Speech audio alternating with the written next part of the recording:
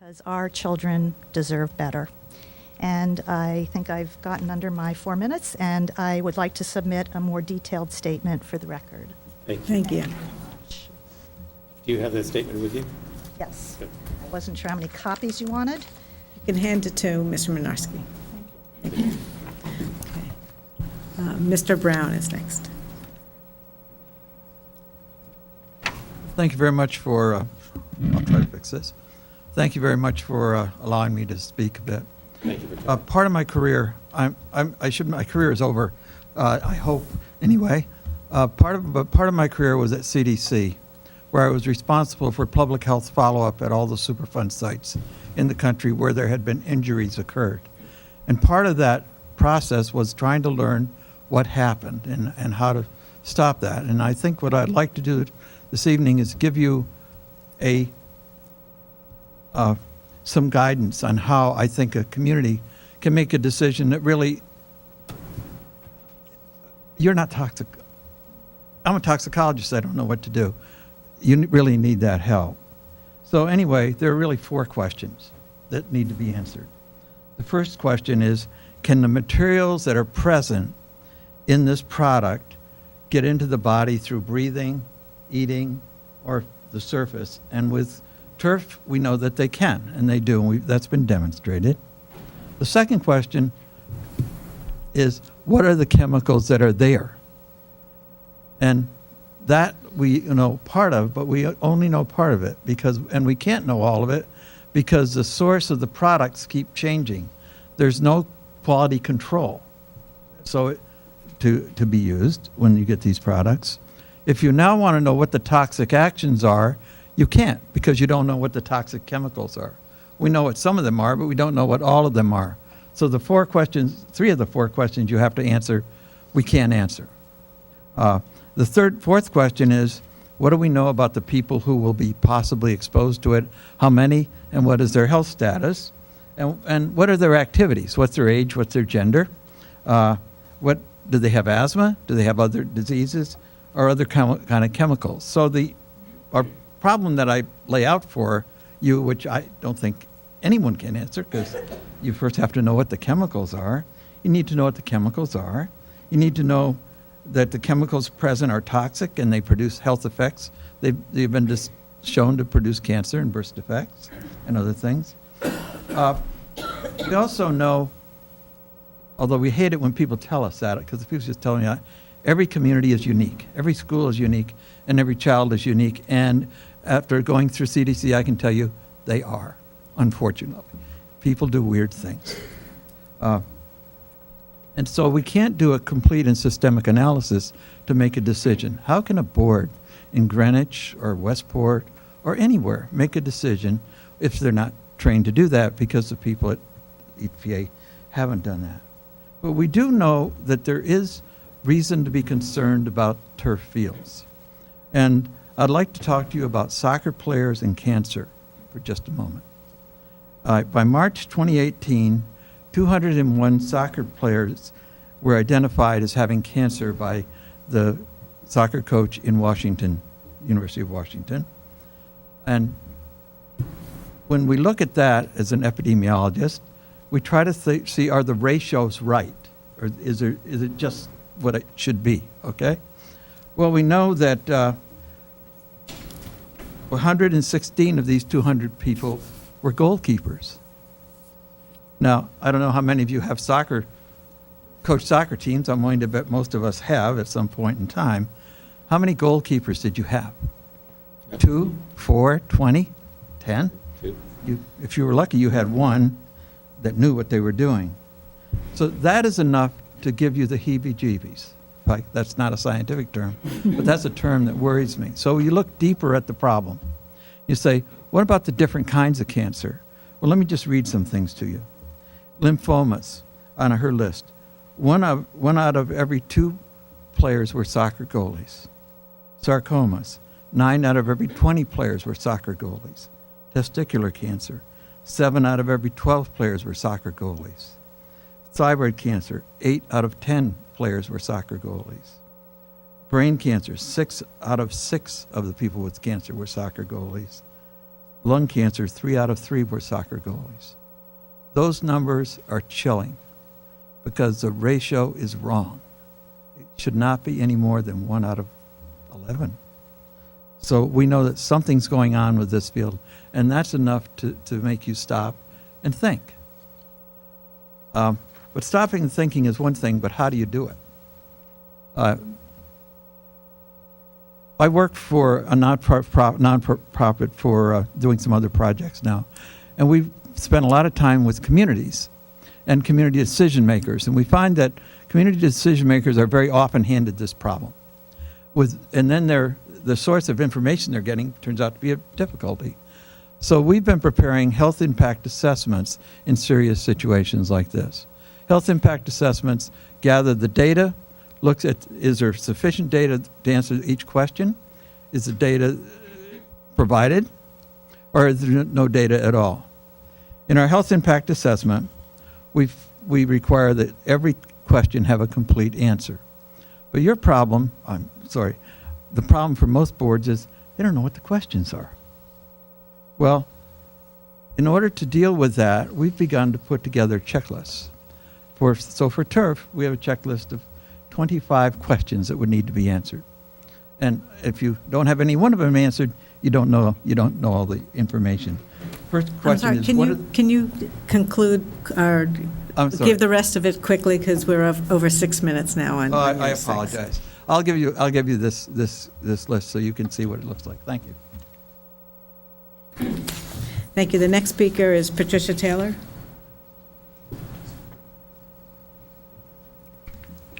Chairman Moriarty and the committee, good evening. My name is Patricia Taylor. I am Deputy Outreach Director for Environment and Human Health, Inc. It is EHHI's opinion that there is no safer surface for children and athletes to play upon than grass. Tonight I'd like to speak about public liability as it pertains to synthetic turf and to submit 2 statements from EHHI. One statement is a letter from EHHI health professionals about synthetic turf with crumb rubber infill, and the other is a statement by Nancy Alderman, president of EHHI, about so-called alternative infills. As you decide whether to add more synthetic turf fields at your schools, this committee should discuss product liability that comes with these fields, as may regard the material components and their potential health impact. The synthetic turf project at Guilford High School in Connecticut is a good example for Greenwich to examine in terms of what may happen if a synthetic turf field fails after it is installed. The consultant for that project, chosen in April 2016, was Malone and McBroom, who received, with the bidding waived, fees totaling $87,000 for design, inspection, and contract management services for the project. The field cost approximately $1.15 million to install. The infill chosen was EnviroFill, which is an acrylic-coated sand infill infused with Microban. Installation started in September 2016 and was finished 3 months later. The field was used in 2017. Defects were noticed in January 2018. The field was literally coming apart at the seams. Guilford hired a consultant to handle the problem in March 2018. Their fee was $40,000. The field was definitely not in use, according to public record, by May 2018. The consultant's theory was that the field failed due to extreme temperatures and drainage issues. There was disagreement about which of the parties involved were to be held liable.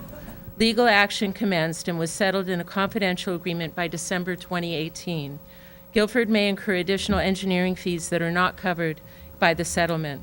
The field will be rebuilt, and it is not likely it will be ready for the spring 2019 sports season. Not ready by spring 2019. Along with this material product being proposed and actually, I guess, passed by the Board of Education, $1.5 billion is a lot. And the reason I'm concerned about that is because at some point, the level of capital spending is going to crowd out future spending. And so it may sound harsh to say maybe we shouldn't do this or build this or pay this, but we've got to consider that the pockets are not bottomless. We have a AAA rating right now because we have low leverage and a huge grand list. If we spend this money, our leverage is going to increase and those kind of things will be at risk. So I think we need to be more, we need to be as careful as possible. because our spending can crowd out future spending. Second, I think we need to improve our controls and processes with respect to capital spending. And I say this not to be critical, but because that increases the probability that good projects will get approved. When projects are done on a contingency basis, or people come and ask for money and apologize because the process has been a comedy of errors, that doesn't give a lot of confidence, and that puts at risk future spending. So I think you should improve the controls and processes so that we can approve the spending we need. Finally, I think we need to be careful about raising taxes. I know the mill rate is proposed to go up by only 3%, but I mean, keep in mind, now that there are limitations on deductions of state and local taxes, the actual increase is going to feel a lot more substantial for members of the community this year. So we shouldn't be too dismissive of increases. I think low taxes are a major reason why people come to this town and like this town, and I think that point should be kept in mind. And finally, I'd say that if we grow our taxes faster than our grand list, that will not be supportable, and every projection I've seen always has the taxes growing faster than the grand list. So I think we need to be cautious of that. Thank you very much. Thank you, Thank you. Bruce. Next speaker is Nicole Bowman, to be followed by Alex Pop.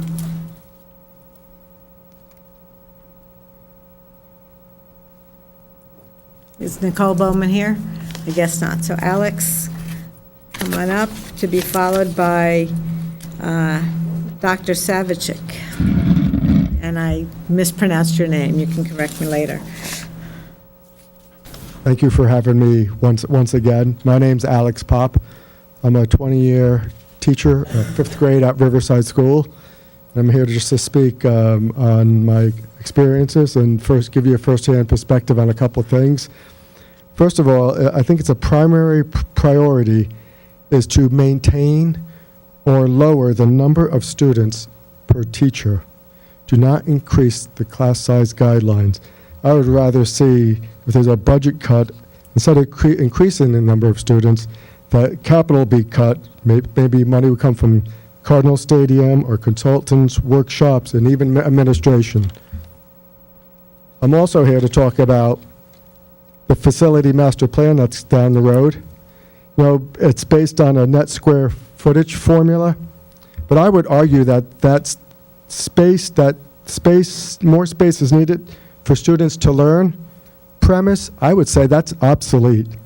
Classroom space should not be defined by physical walls. The district's one-to-one device, in which every student in elementary school was handed an iPad, removed those barriers and provided the next generation of students, many more generations, the world at their fingertips. They could sit at their desks and visit historical sites, visit museums, view experiments and demonstrations. They could watch educational videos. They could learn the curriculum. They could read maps, make movies, study, take notes, research every library source in the world, read just about any fiction or nonfiction text. You know, and I remember the day we had to go down to the media center to go to look in encyclopedias. We had to pull down maps. I still have those to do our research. But now the world is open to the students. So, and then in closing, measuring a classroom's size in square feet and yards, that's yesterday's thinking. Bigger is no longer better. Classroom spaces should be defined by a child's imagination and their will to learn. Thank you. Thank you. Thank you. So Dr. Savicek is the last speaker I have a sign up for. If anyone else would like to speak when he is finished, please be ready to come forward. Savitsky, thank you. Savitsky, sorry. My name's Yuri Savitsky. It's a Polish consonant combination, as my parents were, both attorneys were refugees walking through Poland down through Czechoslovakia, and my mother carried me across a river when I was an infant. So you can imagine how evocative the latest internet pictures are of the caravan from Honduras with the kid being carried across the river by the mother. It was about waist-deep water, so have a lot of flashbacks here. A little by way of bio. We wanted to completely by chance in America. We didn't, could have been Argentina, Australia, Brazil, and we wound up in upstate New York, snow belt, shoveled a lot of snow. My mother said, "Do your homework, kid." And I did. I wound up in Cornell Medical School on a scholarship, and happily, one of our teachers, chairman of our department of biochemistry, was Vincent Divinu, who just won the Nobel Prize. So we got a lot of concepts from him. But the most important thing was the generalization that he gave us, and said basically, be skeptical of all these newfangled new inventions and discoveries, despite the fact that he synthesized the first human hormone, oxytocin. So if you've had babies recently, he's the guy that came up with what the doctor gave you, your obstetrician. But anyways, so he said, be skeptical, but keep an open mind. So that's been kind of my guideline. First of all, I wanted to thank the panel and the organizers of these very brainy scientists who were here. It kind of reminded me of medical school, and the doctor testifying. And the information, by the way, that we all talk about is readily available. This is right off the internet, OSHA sheet. This is about silica, another material. The manufacturers will say crumb rubber, that's already passé. But, they talk about silica. Well, silica is also not a good thing, causes silicosis, and right on this sheet, right on the internet, it'll say it takes 15 to 20 years to develop it. And when I say history repeats itself, just as when I was a kid in America, this is my fifth language, actually. English is a very hard language, by the way, compared to the other stuff. I spoke perfect German when I came here, but I didn't know a word of English. My mother just said, read a lot of books, and so I did. But the main point is that when I was a kid, I remember ads with doctors smiling, and the ads were saying, these handsome doctors, their first choice of cigarettes was, I think, Lucky Strikes. It had a nice sound to it, because I think of baseball, with the striking the ball or striking out. So, or asbestos was a fairly benign substance, a good insulator. Lead paint was perfectly functional. But then, history showed us that all this stuff that seemed attractive initially wasn't so great. So it was so great to hear these really high-powered folks that are experts in toxicology and other fields, talking about the turf business. I was opposed to this last year. That's how I got to meet many of you folks, and I lived here for 46 years. My kids went to the high schools in question, Eastern and Greenwich High School. In fact, my daughter was valedictorian of one of them. And so I just wanted to add that the other new refill materials, silicon has its silica has its disadvantages as well. So all in all, just want to say I'm glad that people are waking up to the problems with artificial turf, and just wanted to thank you. You folks run a very good town. I enjoyed living here, and I'd love to continue living here. And I think as far as the Eastern Center, as far as the Eastern Center goes, I would not put any indoor turf fields there, but instead, thank you, but instead, some kind of, rooms, and using the area in a way that would make it sense of our town for contributing for continuing to invest in the future of our students.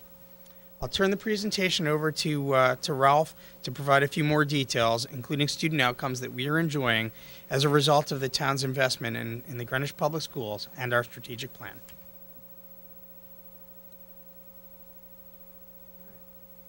So as Peter pointed out, we have made a great investment in the students of our town.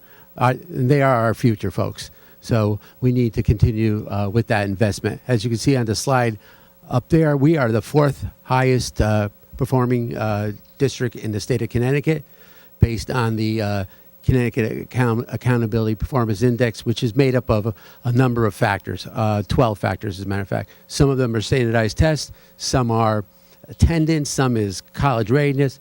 All those kind of things go into this accountability index. We really believe in this index, and we are. And the other thing that people ask about this index is, who's the top three? Well, the top district is a K3 district. So we'll move them out of the way. One of the other districts that's in front of us is a 9-12 district. Yeah. So actually, it's New Canaan, K through 12, and Greenwich, K through 12, are the top performing districts in the state of Connecticut. Just say a little, get a little more background on that. Okay.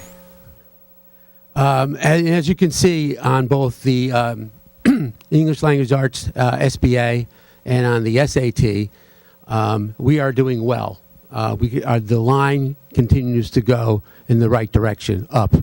As Kim Eves always says to me, the line is going this way, and that's the way the line needs to continue to go. But the biggest thing that you see on this particular slide and the next slide is how our high needs students are doing. They're in the light blue.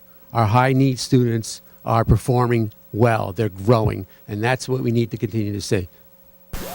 And the next slide is both the math SBA, which is on the left, and the SAT on the right. And again, we are doing extremely well, and our high needs kids continue to improve.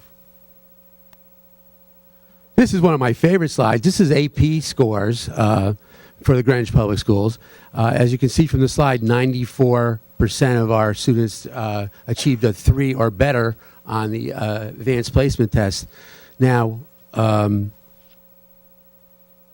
79% received a 4 or better, and 42% received a 5 or better. So our kids are doing really well. And this is out of not just a few tests. This is out of 2,000 tests that we're taking at Greenwich High School. Student outcomes and growth. This is where we need to do some work. This is where our area of focus has been. So you can see the blue bar is, that's our performance compared to the bars that have vertical lines in them. That's the state performance. So in terms of growth, we're ahead of the state in both in math, but as we always say in our offices, we're doing well, but we can do a heck of a lot better. So that's our focus. It's on growth. It's not hitting a target. It's on student growth. And again, the same with English Language Arts. Again, we're well ahead of the state, but we can do better. We're at Greenwich. We can do better. And then another one of my favorite slides tonight is all the awards that this community, and I mean the entire community because it's one school district, has won over the last year. And you can see by, I don't have to read the slide to you, but 52 students recognized for the National Merit Scholarship Program.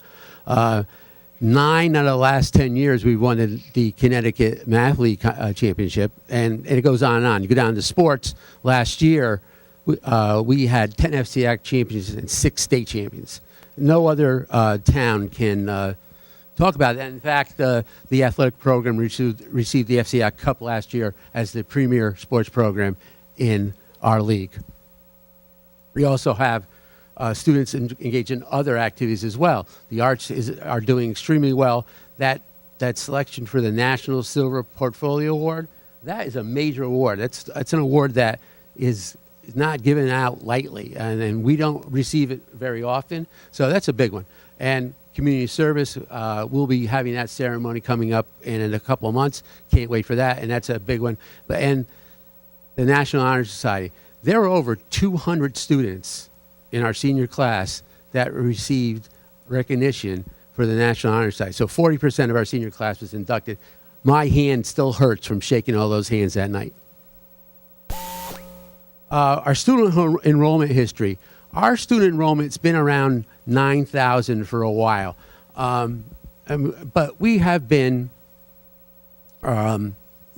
looking at our enrollment, and we will continue to go up for a year or so, and then we'll flatten out again. And we will be around 8,900, around there. So we're not really going to drop that much. Again, when you get to those yellow lines out there, those are projected births. So, that's not exactly, something you can actually count on, but that's the forecast that we received by a couple of organizations.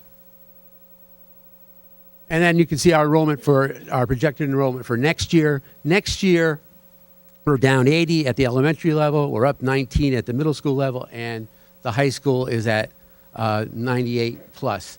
One of the things about the projections is you never know what's going to happen, especially at Greenwich High School. Sometimes it feels as if a bus has pulled out in the front circle and people are getting off the register. So you never know what's going to happen in terms of that number. It won't be 98, it'll probably be higher. What about our kids? Well, our kids they're well prepared coming into kindergarten. They are a diverse group of kids. They value learning based on all the surveys that we've given to them. They're connected to the school one way or another, and they are well prepared to go on to college. Now we talk about some of the things that drive our budget and the needs that we have in the district. One of the needs we have is we have a number of students on free or reduced price meals. That number has gone up, as you can see, by 500 from this year to next year. And that's because the government has enrolled folks into the system. They didn't have to go fill out another piece of paper as they had in years past. They were automatically enrolled. So people that may not have enrolled were automatically enrolled. So that's the reason for that jump in the number. We also have I believe it's a percentage increase in special education. We're going from 11% this year to 12% next year.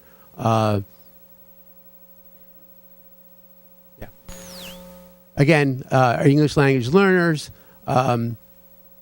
that number has pretty much stayed steady between 5 and 6% over the last 5 to 6 years. So, but you can see that it's an additional number of students next year. Now, this is another great slide. We have 31% of our students that have a need.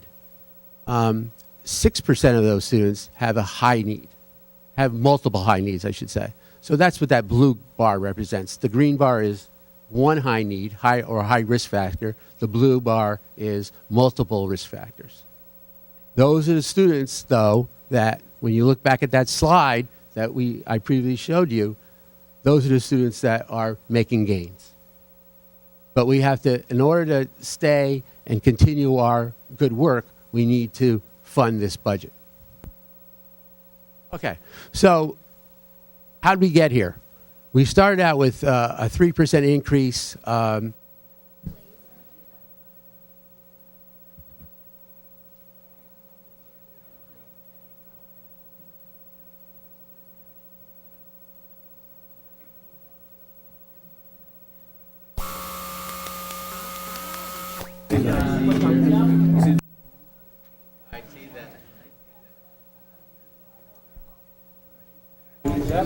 See, this don't do it.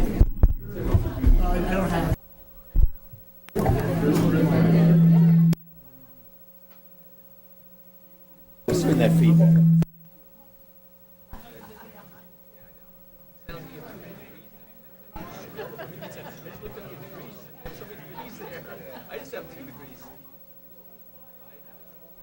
Down one seat.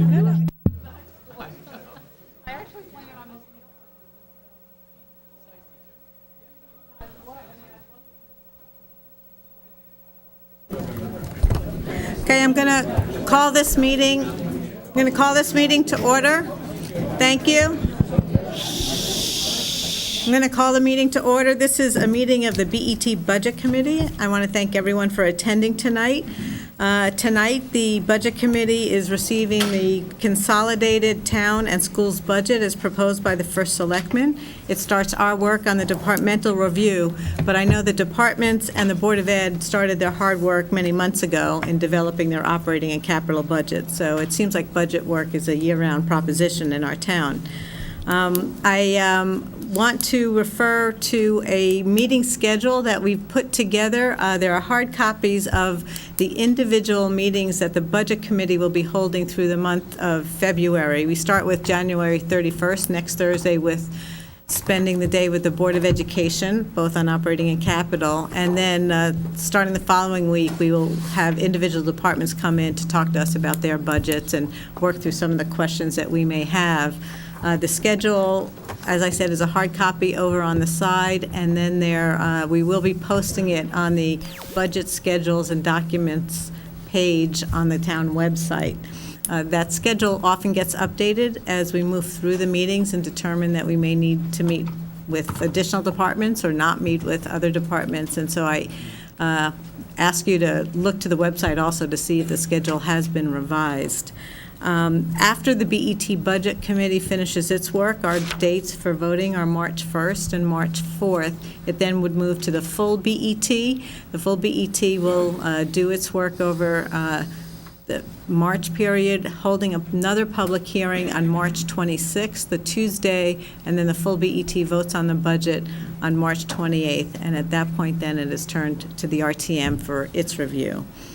The goal of our budget process really is to find the right balance between the costs to deliver the services that are needed by our residents and to maintain our infrastructure and tax levels. And that's really where kind of the nut of the issues that we're trying to work through and get to a resolution on. And with that, I want to welcome the first selectman who's going to present the consolidated budget. Thank you.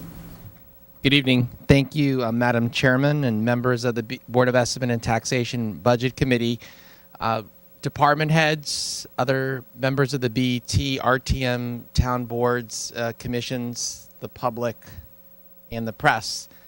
It's a pleasure to once again submit the recommended budget for the fiscal year commencing on July 1, 2019, and ending on June 30th, 2020. For purposes of presentation, we will be using the screen up here with the PowerPoint to present to you the consolidated budget. I do want to express extreme thanks and gratitude to all the town departments, their staffs, particularly the staff of the Selectman's Office and Finance Department who work on this presentation or leading up to this presentation for months and do so with great professionalism. You know, we're a AAA rated town and our office is staffed with BBB, and that's Ben, Blaze, and Barbara. So they have the same standards as AAA. Moving to the first slide tonight, and I've been put in charge of the entire presentation by the office. They're not assisting me anymore. They've taken me this far, and I'm on my own for the next 27 minutes. So hold on to your seats.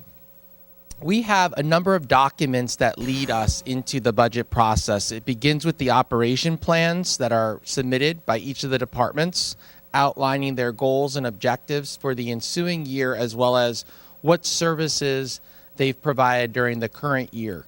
Those documents are an integral part of looking at the services, the levels, and the output from those areas. We also have the financial trends report that's been updated. That gives us the data, a uniform set of data in which we all can use as a discussion point, and it's centralized. And those documents are available on the town web. In addition, we have the resident satisfaction survey. This is the third survey that the town has conducted, and we'll be talking about that because it is a guiding point for the decision-making process.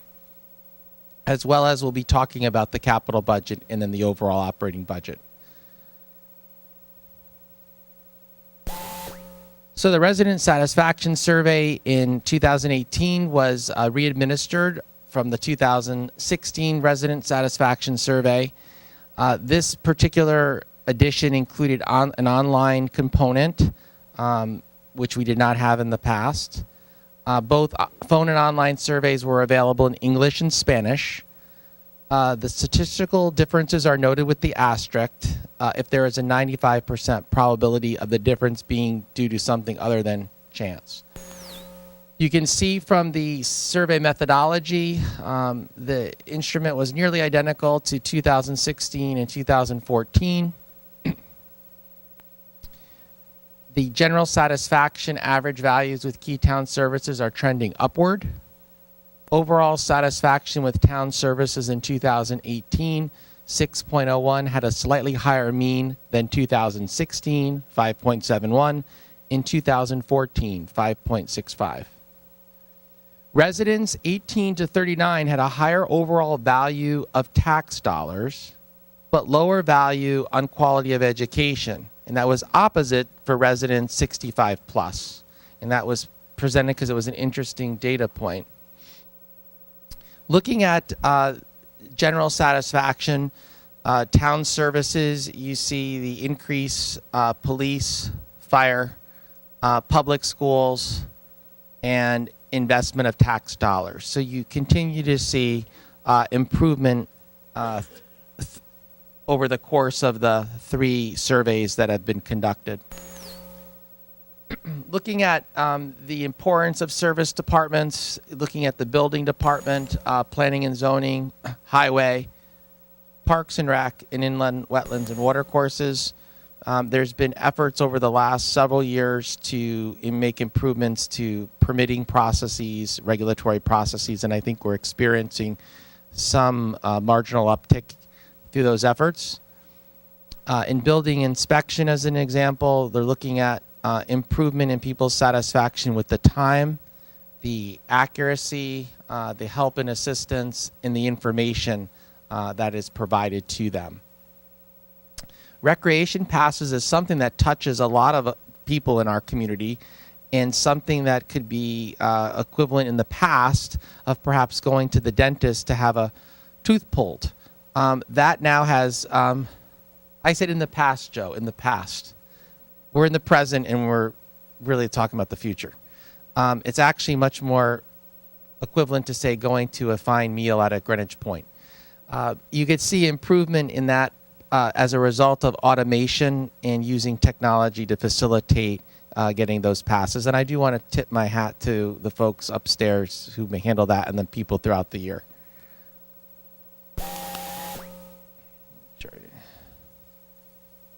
So we're continuously looking to improve. So we're going to use the survey results to assess trends. We're going to continue to explore options to improve processes and increase efficiencies. There's money in this budget, I think $20,000, to continue the Lean Six Sigma training. We're going to continue to explore enhancing communications to residents. The new website has certainly guided us and helped us. I can just speak anecdotally from our office that we have far fewer calls than we had in the past, because people are able to access and avail themselves to information on the web. And I think that's going to be an ongoing drive to inform people of that resource and its value to them. Looking at our capital budget, our overall goal, capital improvements substantially affect the fiscal vitality and quality of life in Greenwich. That means that when people come to look at our town, they often look at what are the public resources that are available, how well are they maintained, and they're certainly a calling card. Presently, we're part of a 5-town initiative called Fairfield 5, and we're looking to market Fairfield County. And when I listen to my peer chief elected officials, each of them follow a similar methodology and thinking to make these investments in their public facilities, because that is what people are looking for when they choose a place that they wish to live and grow. We have to make a major initial investment. It's a continuing financial commitment, and then ultimately a replacement. And that's really been part of the overall 15-year capital plan, which we've seen, address so many issues over the last decade plus. So capital improvements require careful long-term planning and budgeting so that unforeseen financial emergencies do not curtail planned maintenance and necessary replacement. For those of you who were perhaps here in the 1990s, if you could show of hands, anybody here in 1990, we were often afflicted with sewer discharges in the streets because of antiquated sewer pipes, and that resulted in certainly some regulatory oversight, but a real cognizance in setting up a systematic program. And I think we're seeing that benefit with the town buildings and roads and sidewalks. The town budget process is articulated in the charter, and it's looking at developing goals and objectives and priorities. Recommend capital funding for all town agencies in the long-range capital spending plan. This year, we changed the process to provide earlier complete information on proposed capital plan. This was something that required a little diligence on the part of the town departments, but they did so, and I really want to give great kudos and credit to our town administrator, Ben Branyan, and Blaise Leviton, senior management analyst, for ensuring that that happened. There was a lot of effort. And to the BET, Leslie Moriarty, chair, and others who worked with the town administration to do that. So thank you. The general fund capital budget, $57.1 million compared to the plan, which if you were to look at the current year's budget and you looked at the figure for capital, it would be 67.6. The 15-year plan, if you look at it, is reflecting $1,563 million compared to the $607,700,000. This is directly the result of the school's comprehensive assessment of all school facilities and plan for maintenance, replacement cycles, renovations, and next generation schools.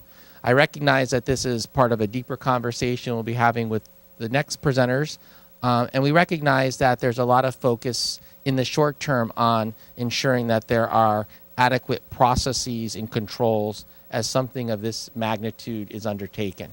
So we understand that that's an important policy discussion that will occur. The town capitals plan includes continued investment in IT, public safety, public works, and infrastructure. $2 million for Greenwich High School soil remediation. This particular remediation is under the auspices of the Department of Public Works, even though that the facility is under the care, custody, and control of the Board of Education. Commissioner Siebert continues to interact with the regulatory agencies, school personnel, as well as stakeholders on advancing this requirement. I think it is important to note that during the prolonged period that this has been underway, that facility has remained open and operational. Think about it. It's a remediation, but yet it's been open and operational throughout. And I think that's a testament to everybody pulling together to ensure that functionality can happen. This budget includes a small appropriation for what's referred to as park restoration. It's really a park planning allocation. We have a jewel down on the waterfront. It's called Roger Sherman Baldwin Park. I believe Roger Sherman Baldwin was a financial architect of the town's pay-as-you-go policy, a BET member, so we had a park named after him, so keep that in mind, folks, on BET. But this is where all of the various events occur that bring people to our town and where we could really enjoy the community in which we live. And this will give us the tool to help plan, relocate some of the utility use there, and perhaps have a partnership with corporate or private to expand the park as we look to dredge Greenwich Harbor Channel. So this gives us an initial funding to have a roadmap. Dorothy Hamill skating rink improvements, been in the queue for a while. This will begin to get us the necessary designs and facilitate that. And of course, the Eastern Greenwich Civic Center, this is for architectural engineering. There's been $170,000 appropriated over the last 3 years toward that end. For those of you who want to come and talk about this, we're going to be at the Riverside Association on January 31st at the Eastern Greenwich Civic Center, I believe at 7. And we're going to have all the folks who've been involved with this to really explain where we are and where we're going. But I'm a firm believer we need to get that project going. Another initiative, the Northwest Fire Gem Station. There's $100,000 in there for site assessment. We're going to talk more extensively about this as the presentation goes on, and more specifically on February the 4th, I believe at 1, where there'll be a very extensive presentation. That RTM sense of the meeting resolution outlined the concerns and the needs as far as protection of human life and property, and the responsibility of the town. It talked about the exceeding the 4-minute response time that's nationally recommended, and it talked about the life safety hazards, the target hazards of schools, nursing homes, businesses, churches, and public and private golf courses in that area, as well as the traffic that traverses that geographic area. And that was approved in September by a vote of 126 to 55 to 3. If I could read that from here.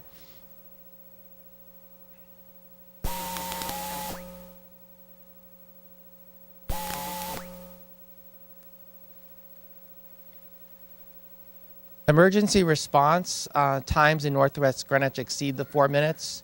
As I mentioned,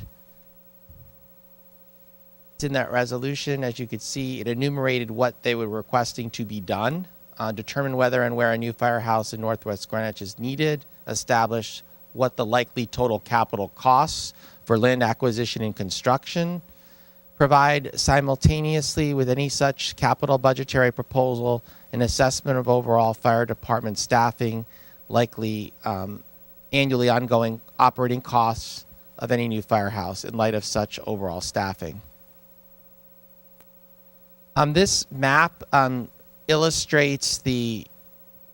geographically illustrates the issue in terms of the time. So green is 0 to 4 minutes response. Yellow is 4 minutes, 1 second to 8 minutes. And the orange is 8 to 12 minutes. The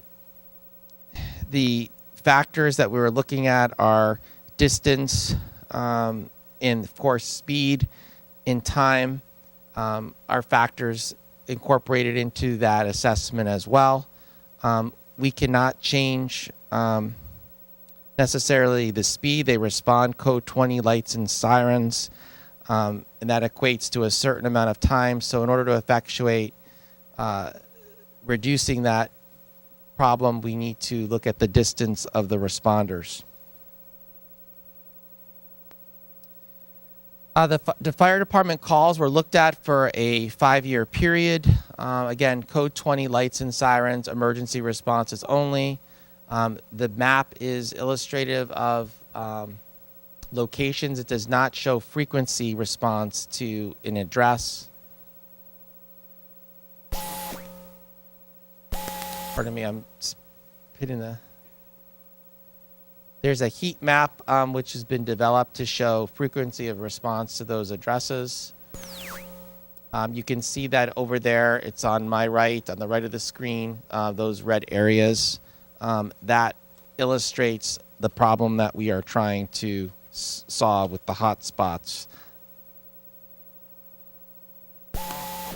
In terms of the costs, very important, we're looking at what staffing costs would be as we look out over 5 years. We're also looking at the construction costs for that joint facility and giving you an overall total as to what we approximate that facility to have on all of us, the taxpayers. This is the budget summary expense. You can see that town services are going up $2,065,000. It's a 1.77% increase. This is primarily attributable to contractual costs. You're well aware of education going up 1.95, again, primarily driven, I believe, by contractual costs. The big nugget is the fixed charges going up 8.38%. Looking at a total operating increase of 3.57. Capital, we're continuing that annual increase in capital of the $3 million, and it gives you the overall percentage change of 3.85 or $16 million.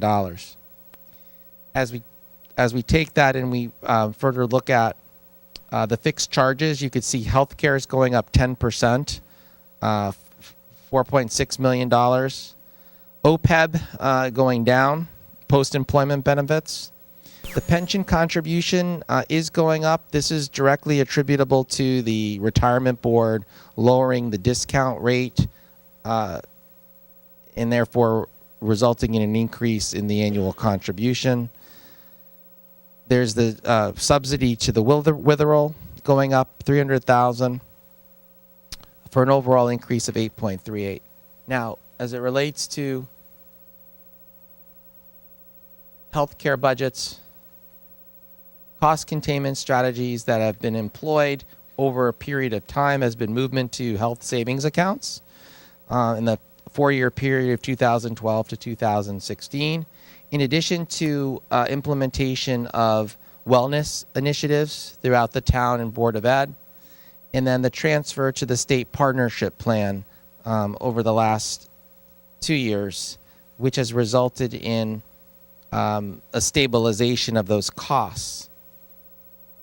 If the trend continued without these changes to the state partnership plan, this budget would be $23 million higher. So I think that's a pause to think about because I know collectively many people in this room worked to achieve that outcome collectively. And I think we all should just pause and understand that if we ever had second guessed that decision, you don't have to second guess anymore. It was a good decision. This is just a review of what I just told you, the change to the pension contribution.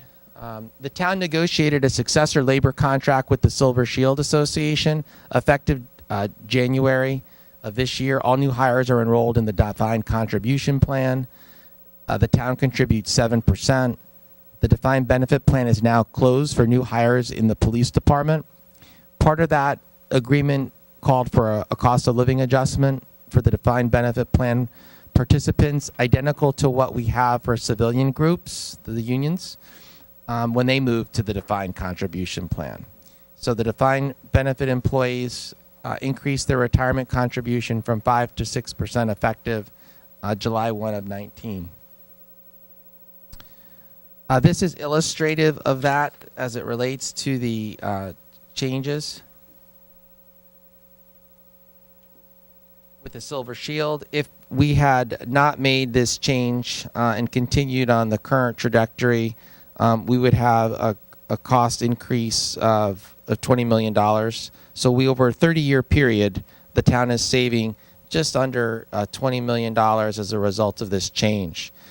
We are intending fully to pursue this with the International Association of Firefighters, Local 1042. They are the last bargaining unit within the town and its employees who have not migrated over to defined contribution. So when you look at your town and the people coming into it as employees, the only people that right now are defined benefit are firefighters. This looks at the summary of revenue, fund balance. There is $1,650,000 that is being applied to what I am referring to as mill rate reduction. This is something that, having looked at our fund balances and having had our fund balances affirmed by the rating agencies, we felt was a suitable and rational way to stabilize the mill rate.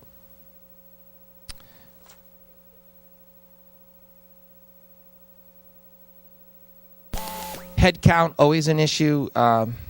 We love our people, but our people have costs. And as you can see, the general fund employees are marginally down. The Board of Ed general fund employees marginally down.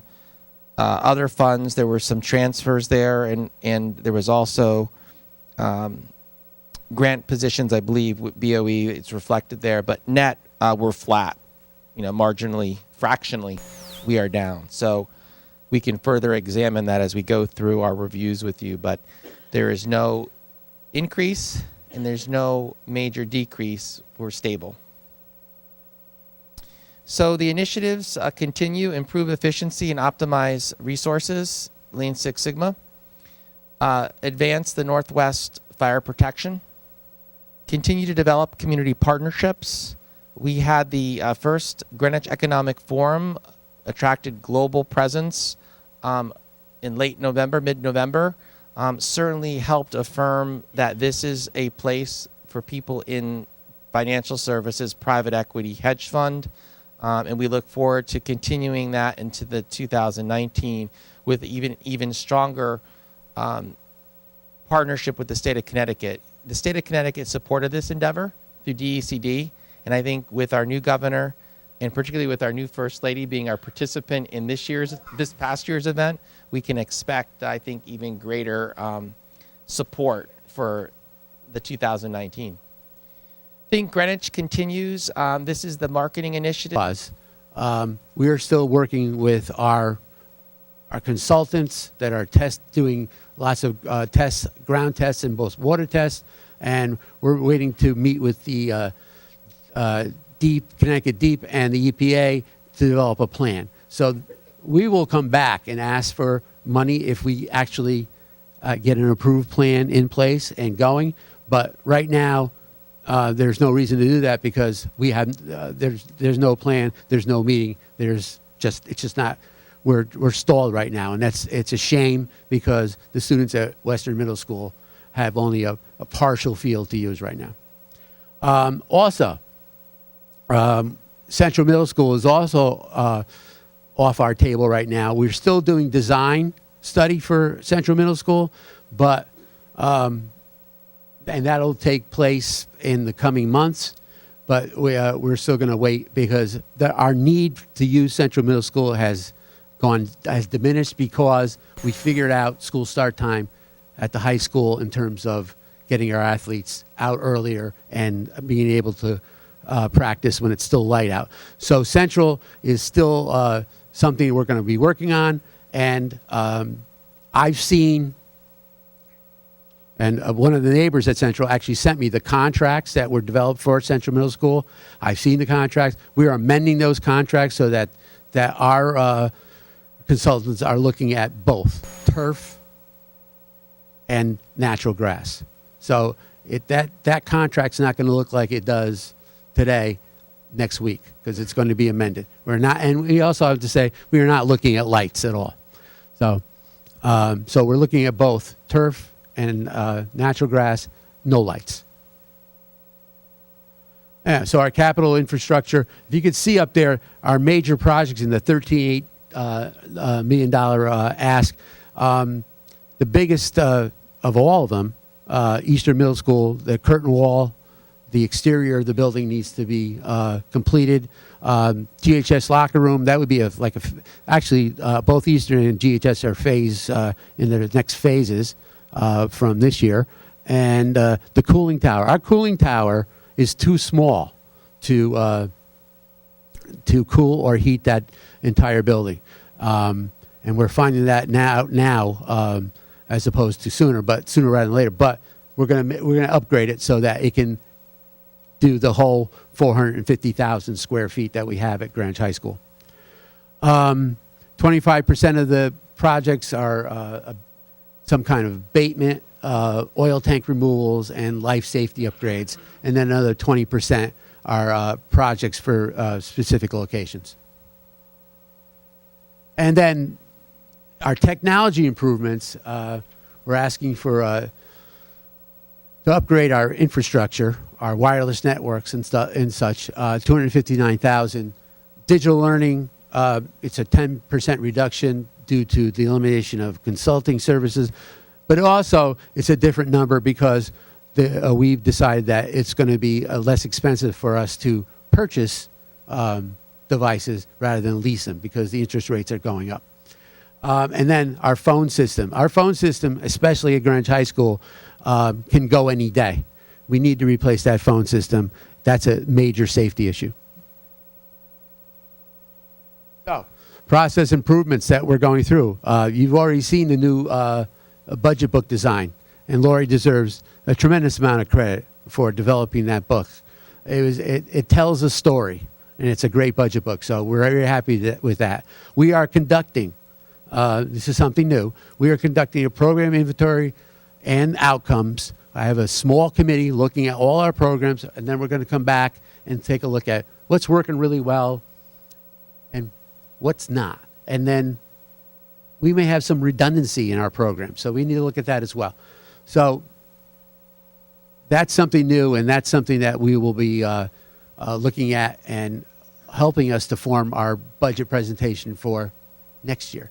We have a facilities master plan, which we are very enthusiastic about. We also, in conjunction with the BET, have conducted a capital projects process review so that we can be sure, folks, we can be sure that if we're going to put that much money on the table for capital projects, that's going to be spent the way we say it's going to be spent, and it's going to be spent well. And we're going to do those projects well. So we have a commitment with the BET to make sure that that's done well.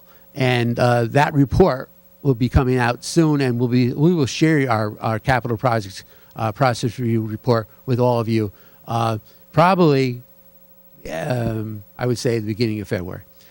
And finally, we hired a facilities project manager after going through many, many candidates, but we have a great person on board to help Dan Watson and Lori get those capital projects done correctly. So, summary. Our outcomes are improving. Our student outcomes are improving. Our enrollment is increasing, especially at the secondary level. Our student need is also increasing. We're able to find those efficiencies and reductions, that 1.95% increase. We're able to find it. It's a very, very conservative budget, but it meets the guidelines. But I don't know how long this district can sustain a 1.95 increase. So we need to keep an eye on that because, again, we want to train our teachers because the better our teachers are, the better our outcomes we're going to have for our students, and then it's going to be a better future for everybody in this room if our kids are well prepared and go off to college. I'd like to thank you for hearing me out tonight, and I look forward to working with the BET and the RTM to move our budget forward. Thanks again.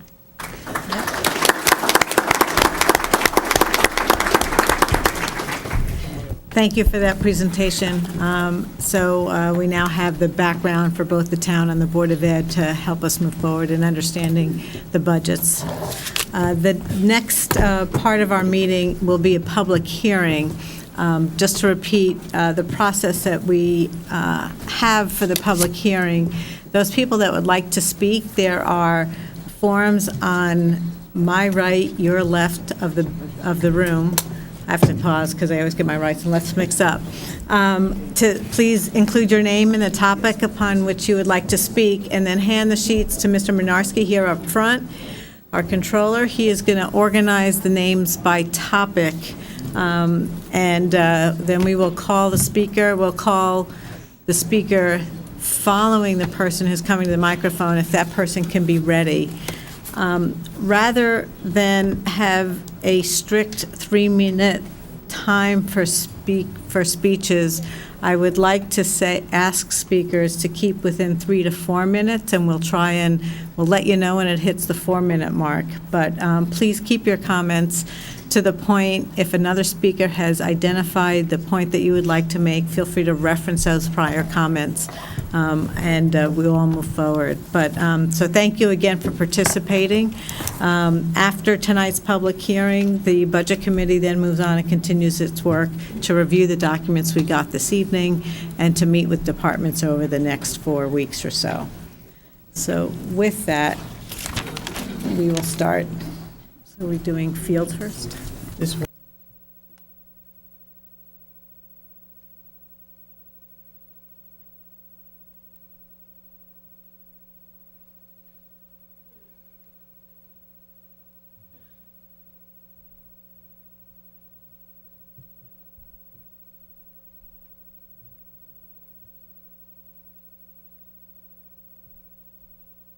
Okay. Leslie, may I make one announcement? Yes. Whoever is going to speak, please speak directly into because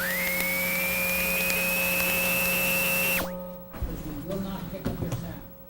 We can talk about the Connecticut fiscal mess.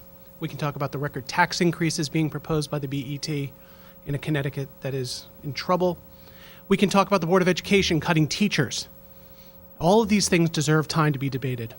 But tonight, surprising myself and many people who know me, I'm not here to talk about budget issues. I'm here to talk about turf fields. I'm a father of 3 boys, 1 at Eastern and 2 at Riverside School. I have been a coach for dozens of soccer teams, baseball teams, flag football teams, and many other sports that are conducted outside. It simply baffles me, absolutely baffles me, that we're having a debate where we are going to expose children to carcinogens, to artificial turf. We all grew up on grass fields and we knew how good it was for us. And I want my children to have the same experiences that we did. This is an area that needs common sense. Turf fields are not common sense in today's day and age, given all the data we have. Thank you very much for your time. Thank you. Thank you for your brevity, too, making the point. Vip Kumar, followed by Maureen Bonanno.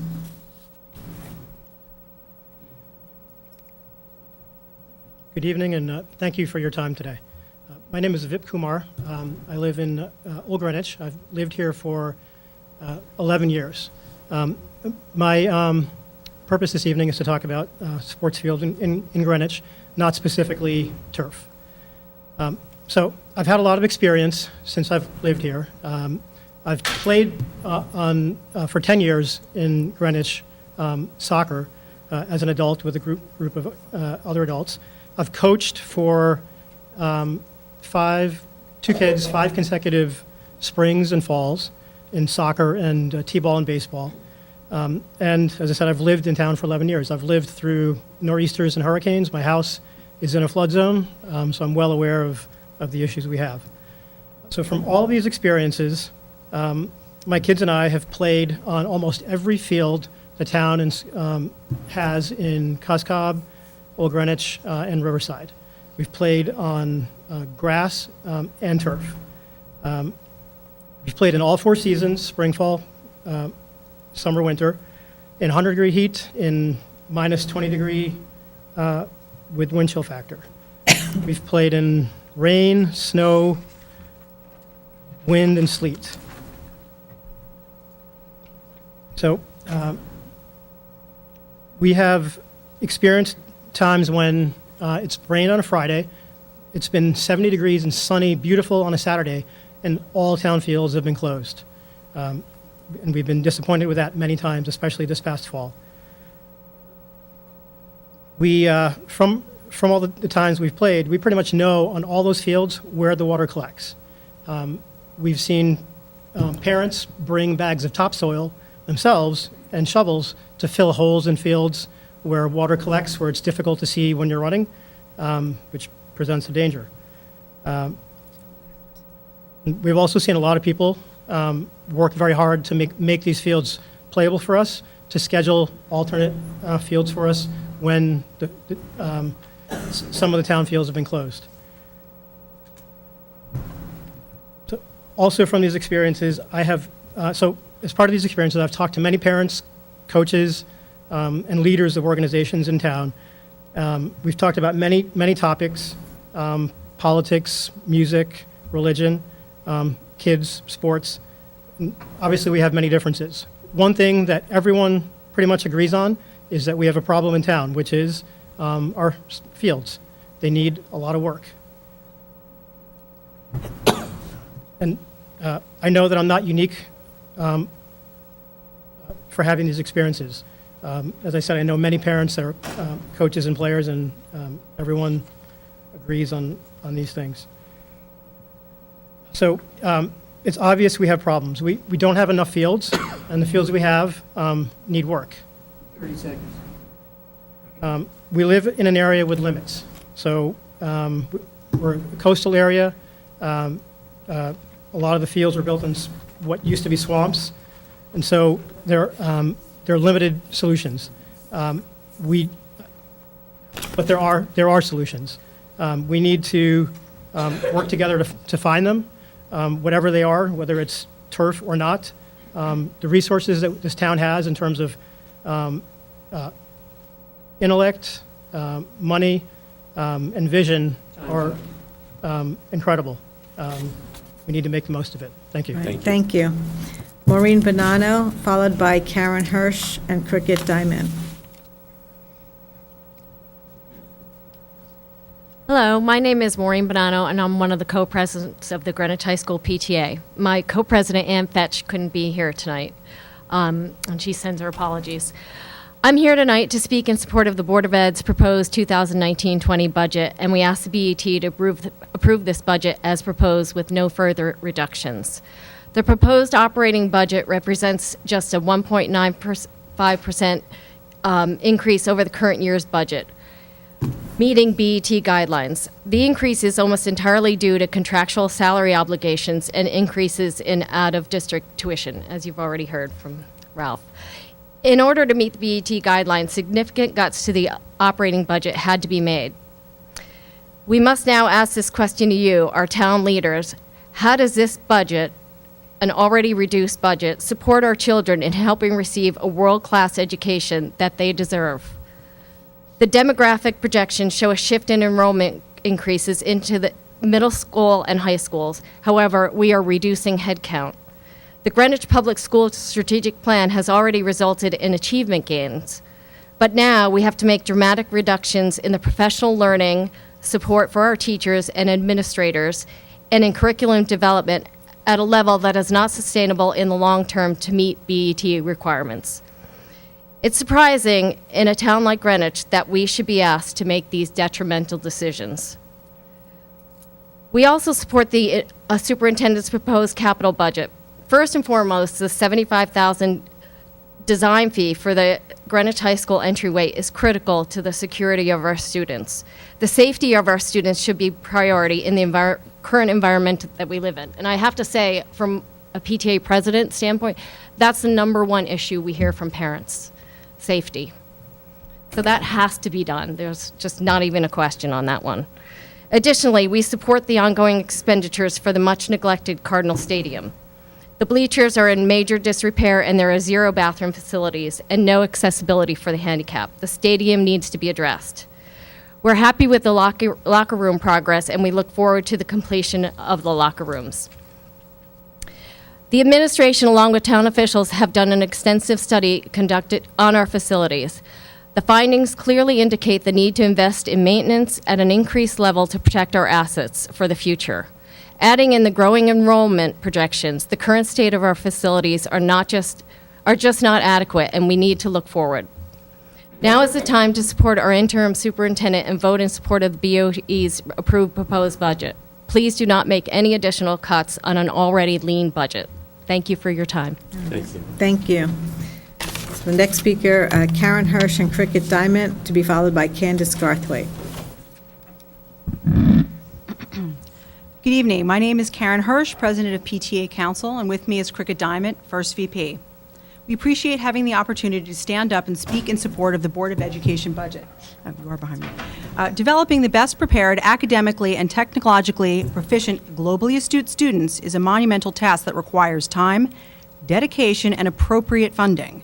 Therefore, we ask that you approve and support the Board of Education budgets as presented to you this evening. This budget is one of the tightest that we have seen in recent years. In order for the Board of Education's operating budget to meet the BET's guidelines, reductions were made in staffing ratios and in curriculum and professional development. With the expected increase in enrollment and the number of students with special needs on the rise, the budget as presented cannot be seen as keeping current services level. One thing is clear, if we want to continue to drive student growth... Mr. Minarski, thank you. Thank you.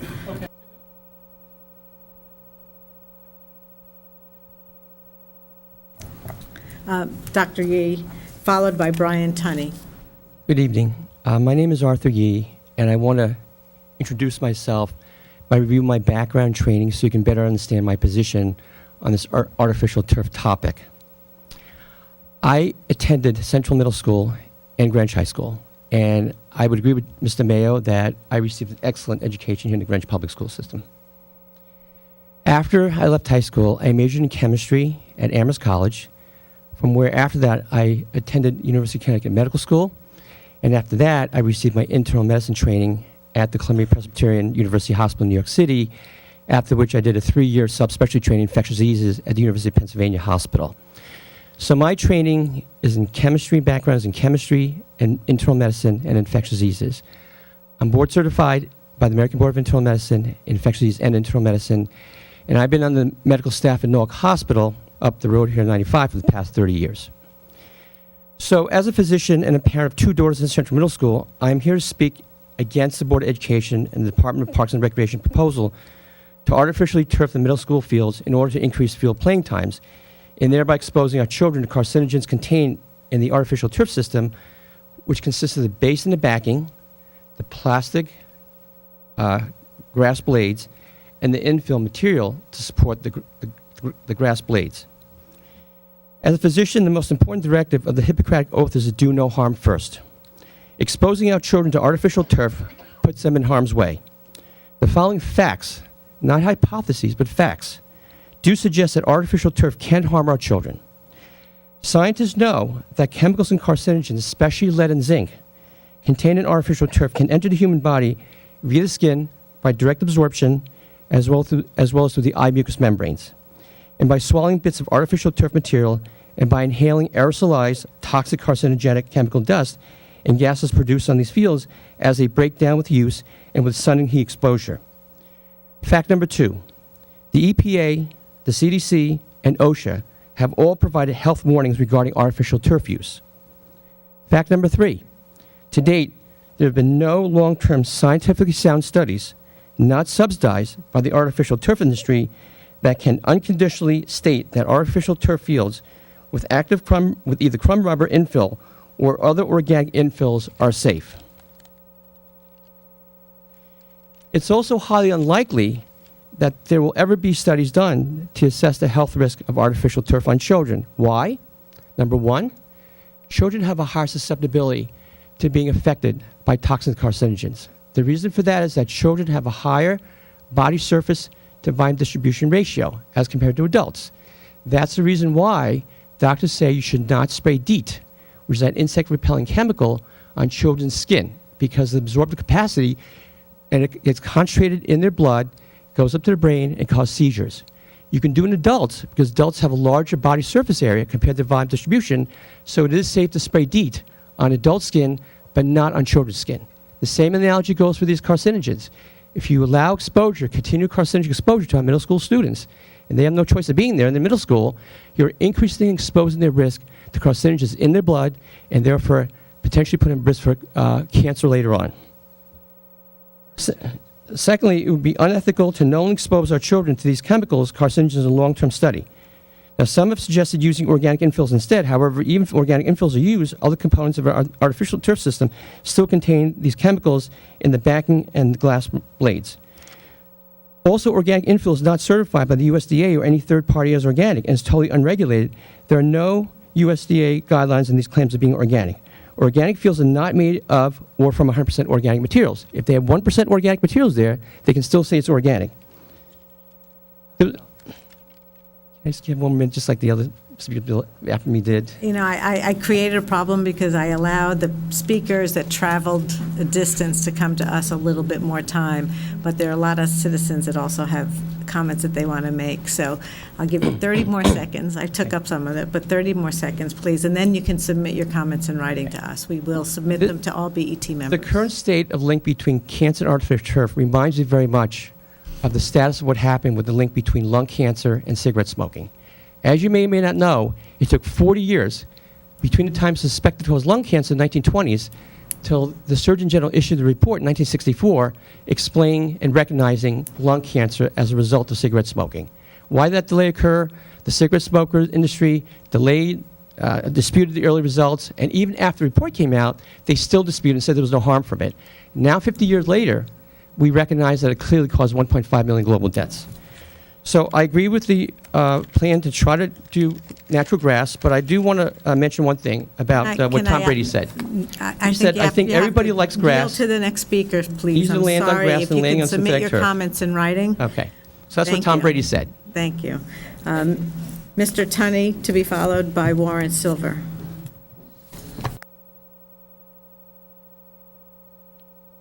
And before you start, and I haven't started the clock yet, and Mr. Minarski, don't start the clock yet.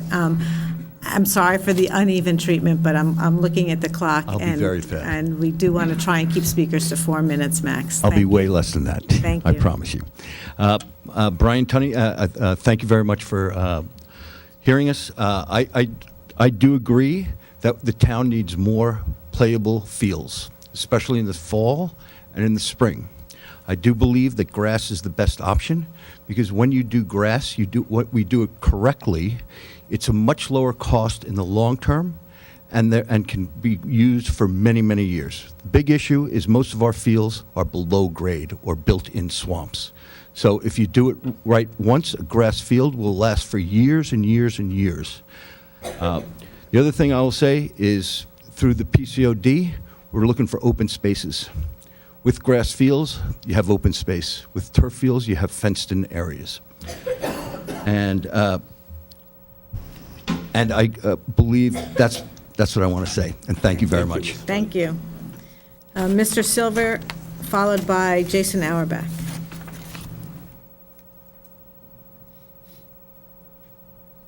I'll keep this brief.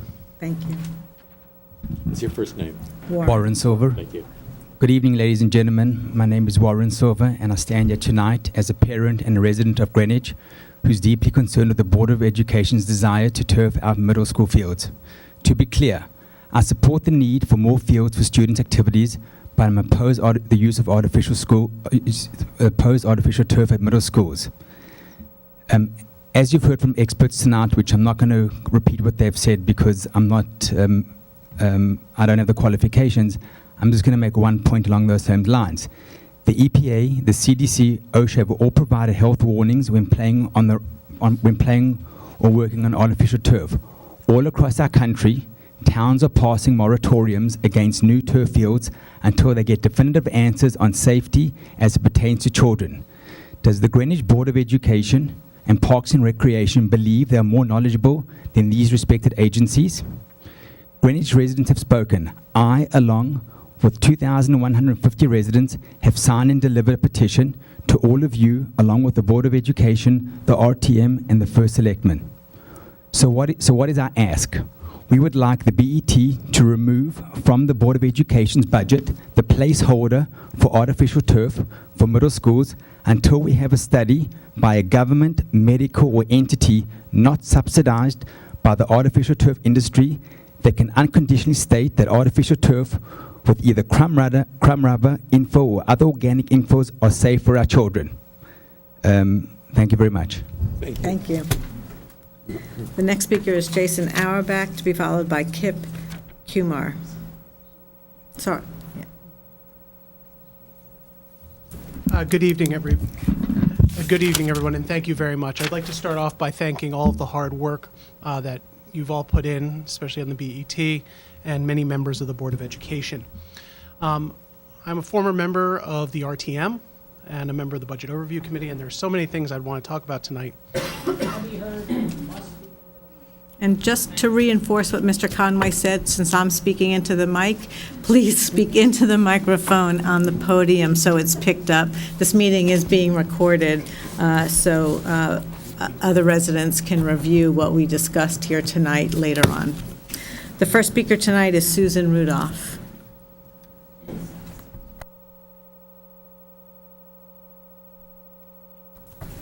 And I should say, well, you have the order of speakers following. Yes. Okay. Sorry. I'm vertically challenged. You know how that is.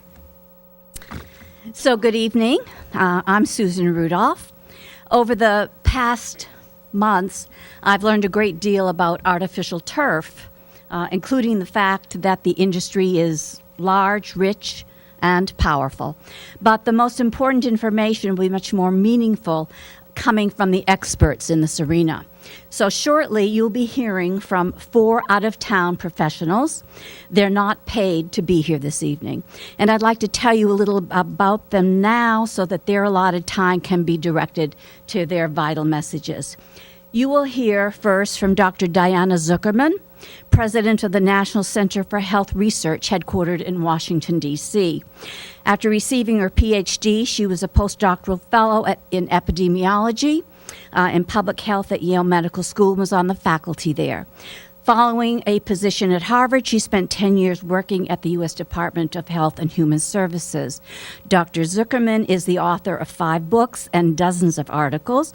She was inducted into the Women in Medicine International Hall of Fame. Following Dr. Zuckerman, Dr. David R. Brown, a public health toxicologist, is Director of Public Health Toxicology for Environment and Human Health, headquartered in North Haven, Connecticut. He was the Chief of Environmental Epidemiology and Occupational Health at Connecticut's Department of Health, the past Deputy Director of the Public Health Practice of the Agency for Toxic Substances at the CDC in Atlanta, Georgia. Dr. Brown received his Doctor of Science from Harvard School of Public Health and Toxicology. Ms. Patricia Taylor, a University of California, Berkeley graduate, is director of the Plastics Project for Environment and Human Health. Along with public testimony, she's been featured in numerous conferences and press interviews. Ms. Taylor contributed to the report Synthetic Turf, Industry's Claims versus the Science. Ms. Mary Jones is with the Toxic Action Center based in Boston. The organization works with communities on environmental and health issues. She holds a BA in Environmental Studies and an MS in Environment Justice from the University of Michigan. Dr. Sarah Evans is Assistant Professor Environmental Pediatrics at Mount Sinai and conducts research on the effects of exposure to endocrine-disrupting chemicals. Dr. Evans has asked that I submit this letter and some material, which I will give to you shortly on her behalf. And finally, Professor Vasilis Vasilio is the current chair of the Department of Environmental Health Services at Yale University. And due to a conflict, Dr. Vasilio isn't able to join us tonight, but has asked that I submit his letter and share the following message with you. He said, in my professional opinion, the number of known health hazards of the cancer-causing agents used in the manufacturing of artificial turf fields is cause for caution and concern. Long-term exposure of toxic chemicals during adolescence results in significantly detrimental changes in their health. And I think I just did beat the clock. Thank you very much. Thank you. So Dr. Zuckerman will be next. Thank you.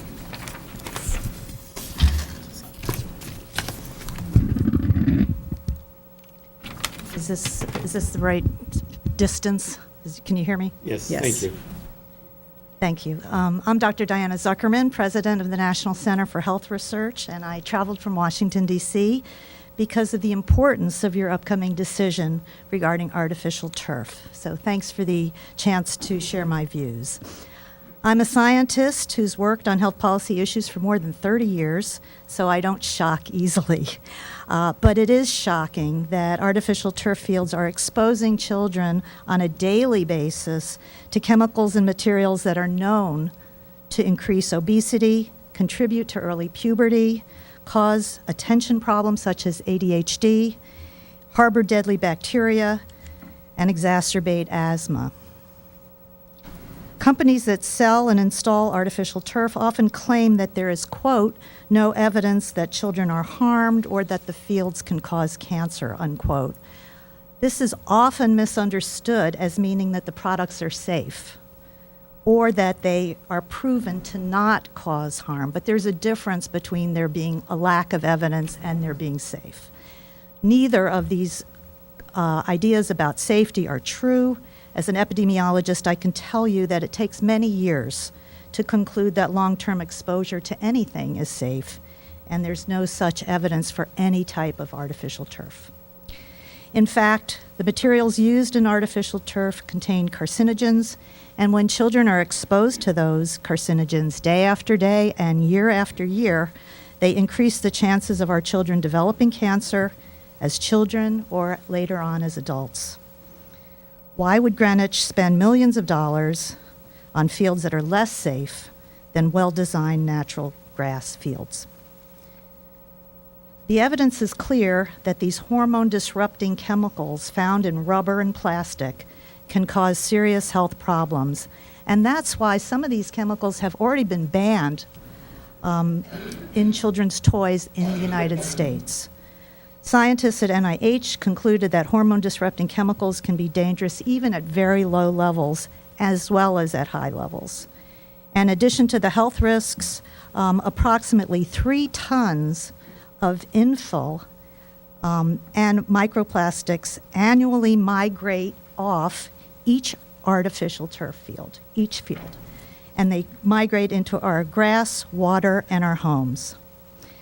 They may contain PAHs and other toxic chemicals, which also migrate into our air and our food chain. The waste that's the tire waste is in the Greenwich High School artificial turf field.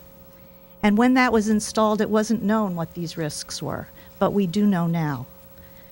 And because of that knowledge, EnviroFill and other newer products have been replacing tire waste with silica sand, volcanic rock, and other so-called natural infill. But natural doesn't mean healthy. Just think of some of the poisons that are natural, such as arsenic. Dust from silica and volcanic rock can also cause cancer, asthma, and other health problems when it's breathed in. Plastic grass looks pretty, but it's also made of petroleum. Turf companies haven't revealed exactly what's in it, apparently to hide information about those risks. And regardless of what you may have been told or what others in Greenwich have been told, there are currently no safety tests that are required to prove that artificial turf is safe for long-term use. The EPA and the Consumer Product Safety Commission tell us that more research is needed.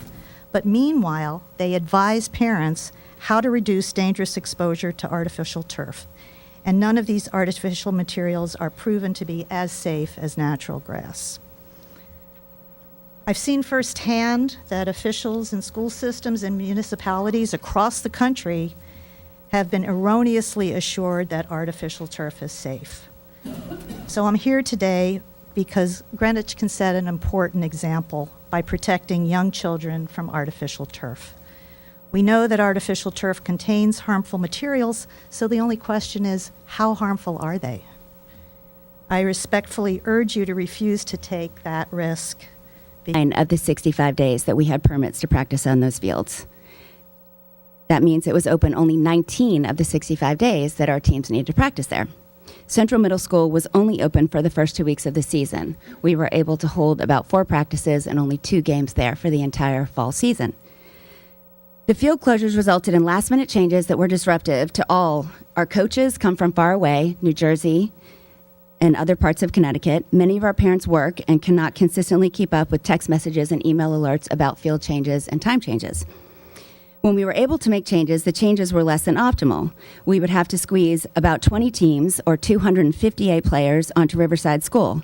This disrupted traffic flow, alienated neighbors, and compromised practices. Many of our teams were unable to practice without goals the entire season.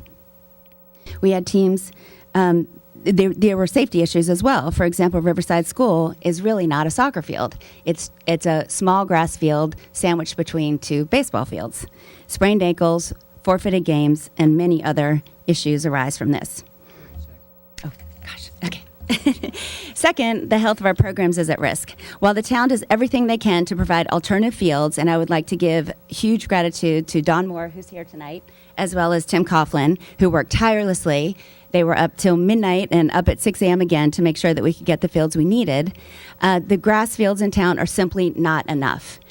We heard tonight that lights are not an option, and there's clearly opposition to turf. However, we need to do something to increase the fields that are available for our youth in town. The cost to our programs come at a great cost to our programs. This year the OGRCC spent $20,000 in turf rentals at private schools and other facilities throughout the area so that our teams could practice. Finally, and probably most importantly, the health of our community is at risk. One result of our field situation is that families begin to look elsewhere for their recreational activities. Every year, we lose players to other programs, such as Chelsea Piers and New York soccer clubs, that have access to grass fields, turf fields, and indoor facilities. These programs may be great, but they lack the sense of community that the OGRCC and other Greenwich Town programs can provide. Our young athletes get to play with their friends, from school, from their neighborhoods. Our busy parents have carpools and friends to rely on for rides and support, and the sidelines are fun and a community event for all.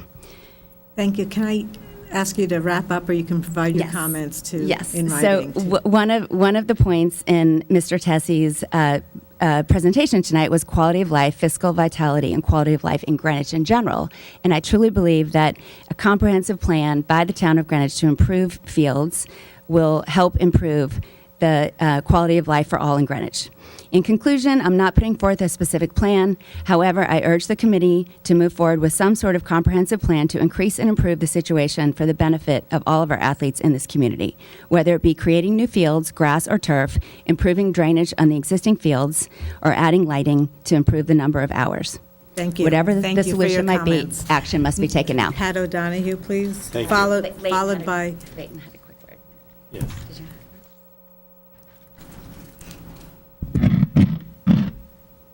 Hello, my name is Leighton Collier. I'm a 5th grader at Old Greenwich School. I play soccer, basketball, and lacrosse. Yesterday, my brother Harry, who's in 3rd grade at OGS, visited Town Hall. Mr. Tessie was asked what he did not like. He replied, mean people. He then brought up Kenny Chesney's song, Get Along. This is my favorite song, too. My dad even calls it the Leighton song. So I just want to say, why can't we all get along to make better fields for all kids in Greenwich? There you go. Thank you very much. Thank you. Pat O'Donoghue, followed by Arthur Yee.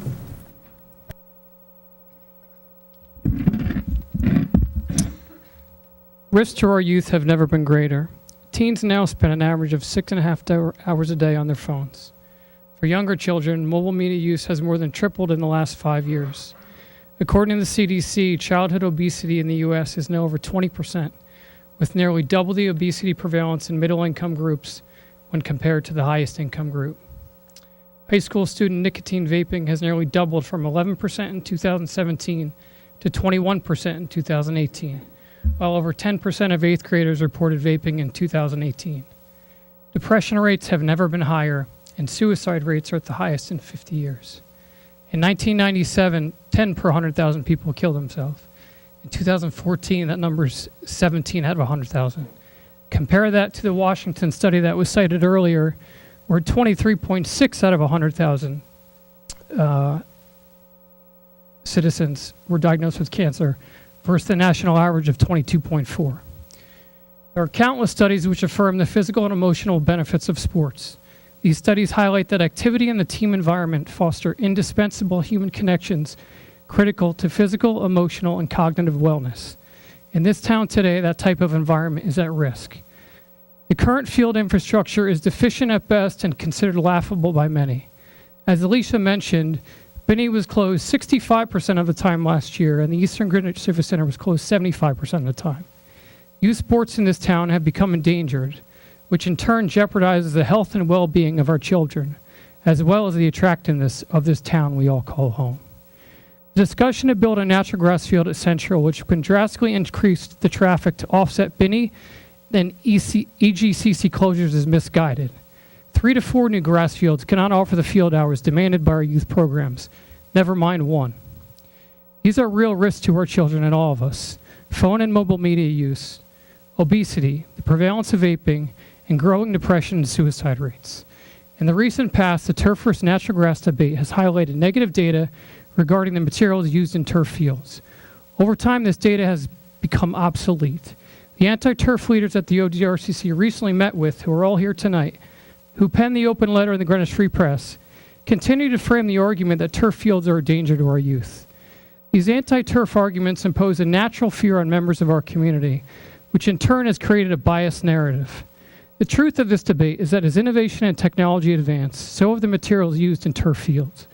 In a short time, Brunswick, Greenwich Academy, GCDS, and Stanwich will all have beautiful organic synthetic fields.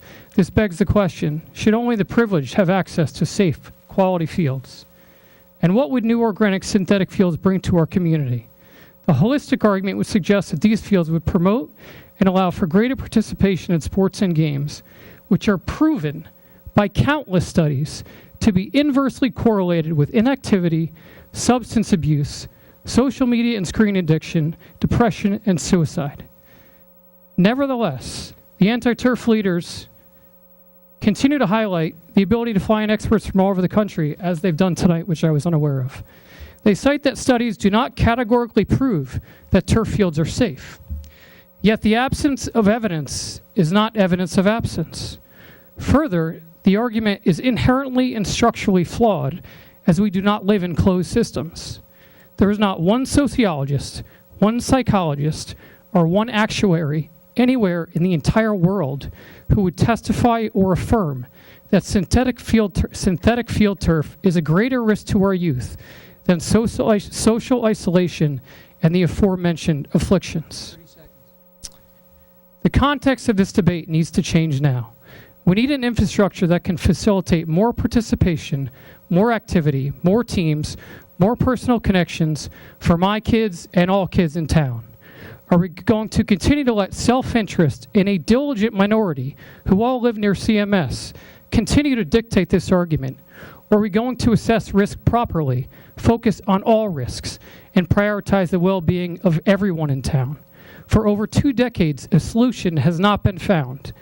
If 6 to 8 acres of space can be secured for new fields, they've spoke longer as well, that will be zoned and approved, I would be the first to embrace the plan. If not, organic synthetic field turf construction in Western Greenwich at Havemeyer and at the Eastern Greenwich Civic Center needs to be approved by the BOT and the appropriate legislators. Our kids' physical, emotional, and cognitive welfare Donahue, depend on it. Can I just ask you to... Thank you. Oh, thank you. If you want to submit your comments in writing to us, we can also read them after the fact. You can email them to... It's going into its 3rd year. The first year, the town was gracious enough to support it with a $30,000 contribution. This year, we said thank you, but no thanks. We'll use our citizenry and businesses to undertake this, and that was realized. And we are now seeing that embark on the 3rd year. And I want to thank Sabine Schoenberg, a member of the First Selectmen's Economic Advisory Committee, and Jane Owen Brash for continuing that. Finally, Experience Greenwich Week, which is an offshoot run by Tammy Kettler, occurred in October. This was designed to highlight our restaurants, our art galleries, our other merchants, and gaining people's desire to come and visit and experience the wonderful quality of life we have here in Greenwich. Another important initiative, if we don't have our health, if we don't have our safety, we really don't have anything. And sadly, one of the most highly reported crimes in this community is domestic violence. And we are continuing our support for the YWCA's Domestic Abuse Education Prevention Program. This is critical to ensuring that all members of our community are protected, and by educating at the earliest ages, we're establishing, in my opinion, the right culture to prevent this insidious crime. We are also finding out through that education program of unreported incidents. And again, I want to thank the YWCA, and I see Mary Lee Kiernan here, for your leadership on this and so many other issues related to human and labor trafficking and bringing awareness to our community at large. We just had a rating call early this month with the Finance Department. They continue to affirm our AAA status. The town's fixed costs are manageable. General fund balance growth is growth in 9 of the last 10 fiscal years. The town's management is very strong, as evidenced by its conservative budgeting and long-term planning, including a 15-year capital plan. S&P had this to say: the town fully funds its contributions to the retirement systems, which has led to healthy funding levels and will likely not lead to future fiscal stress because these costs are annually considered when formulating the budget. I say to the BET and the RTM, take a bow. This is a result of your decision making. You should be very proud of the fact that you recognize there's no getting away from making our commitments, and for that we're stronger today. We have very strong budgetary flexibility with an available fund balance of 16% of operating expenditures. So again, acknowledging our fiscal discipline and practices. In conclusion, we are making investments in both capital and operating budgets for long-term fiscal stability. We are honoring all of our commitments. We have the resident satisfaction survey, which is indicating residents are happy with services. This maintains level services with essentially flat headcount.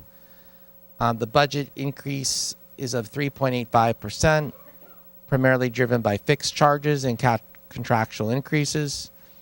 There's a $57 million general fund capital.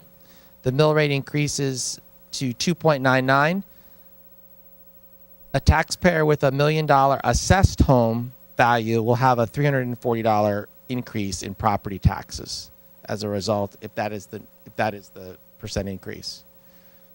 That concludes my presentation today. I just want to say again, thank you to all the town departments, staff, appointing authorities, the Board of Ed. We interface with them on the Capitol bit, and particularly to the BET for establishing clear and concise guidelines for us to work off of.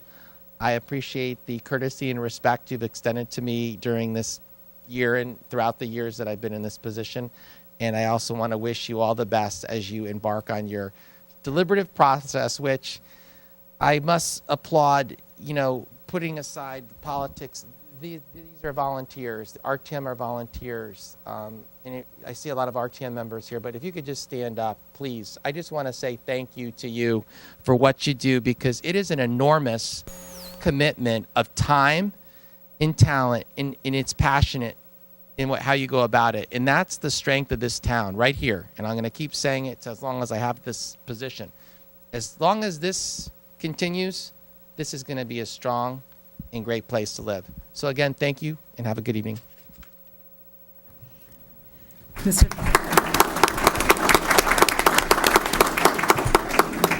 Thank you for that summary of the budget. I think it's a good overview. I assume the slides will be available either online and copies made. Yeah, we'll put those with your, all those documents, so it's included. Thank you.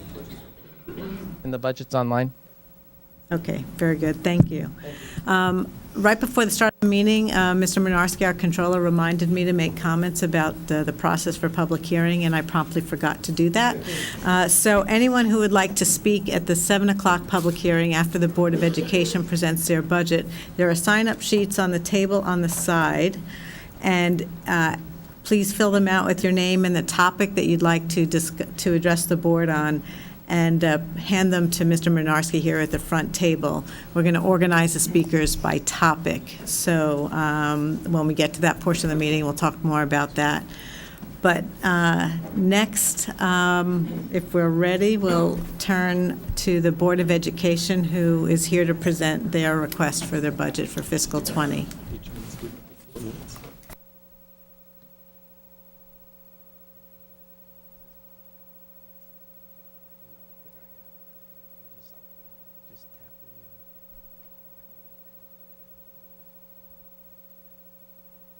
Good evening. Thank you very much for having us. Thank you to the Budget Committee. We look forward to spending the day with you next Thursday, not the day and evening as we did last year. All right, so to kick this off, I'm Peter Bernstein, the Chair of the Board of Education. Joining me is the Interim Superintendent, Ralph Mayo. Yeah, the microphone's at a odd angle. We'll see if we can fix that.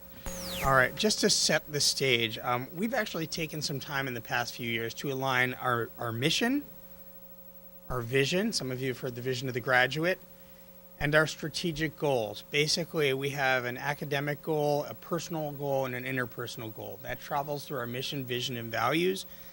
That is our North Star, directing where we are going with our budget, what we are trying to do in our buildings, what we are doing with our students in the classroom. And so there should be a flow from what we are doing from the top to the bottom and all the way back up. So here we go. The Board of Education has approved and is proposing an operating budget of $163 million, which meets BET guidelines at less than a 2% increase over the current year budget. To reach this number required substantial cuts to meet contractual obligations. Accordingly, this is not a level services budget. To achieve these results, our administrative staff and our board work collectively to identify reductions in efficiencies with the goal of minimizing the impact on teaching and learning in the classroom. As Ralph will discuss, some of these reductions are not sustainable for the long term. The largest percentage increase item in this budget reflects an increase in teacher salaries as a result of an arbitrated agreement. As one of our members said when we were approving this budget, we are investing most in the people who have the most impact on our children. And that's the teachers. We are also providing, we are also proposing a $26 million capital budget. This is informed by our comprehensive study of our facilities, often called the Master Facilities Plan, in order to properly maintain our buildings and to address safety, security, and accessibility needs. The goal is to ensure the long-term viability of our buildings while making them function for the now and the foreseeable future. Given what we know from the resident satisfaction survey, our residents, the residents of Greenwich, place a high value on the quality of our schools. And this also happens to be the main driver of people with young children who move into Greenwich. I want to thank the residents. We would be unable to sustain these reductions for long term. Turning to the capital budget, it is exceedingly important for Greenwich to focus on the needs of the aging infrastructures of our schools, to address health, safety, and security concerns, as well as to bring our facilities up to code. KG&D, the firm tasked with the creation of our master facility plan, made it clear that we have historically underfunded what is needed to support the properly yearly maintenance of our facilities. And we must now make that commitment to truly invest in our schools' buildings. Our school facilities, both indoor and out, are used not just by the school community, but by numerous other town-wide entities and groups, and are a reflection of the community that they serve. An investment in our facilities is both a necessary investment in our town and our students' education. That being said, we do understand that resources and funds are not unlimited, and to ask that you support the Board of Education budgets as presented to you this evening with no further reductions, as these budgets are not built on wants. They are truly based on needs. The discussions and decisions made in the coming weeks will have a lasting impact on our students and their education that will far exceed the 2019-2020 fiscal year, and many of the returns on this investment will not be evident for several years. It's necessary to approve the budgets that truly meet the needs of our students in our district, to not simply cover core expenses like educators, materials, and building maintenance, but to take into account the yearly cost of living increases and capital and contractual obligations, and to remind Greenwich to invest in our students' future and to make education a priority. In closing, I'd like to share a quote by Marian Wright Edelman. "Education is for improving the lives of others and for leaving your community and world better than you found it." Thank you. Thank you. Thank you. So Candace Garthwaite to be followed by Kim Fiorello.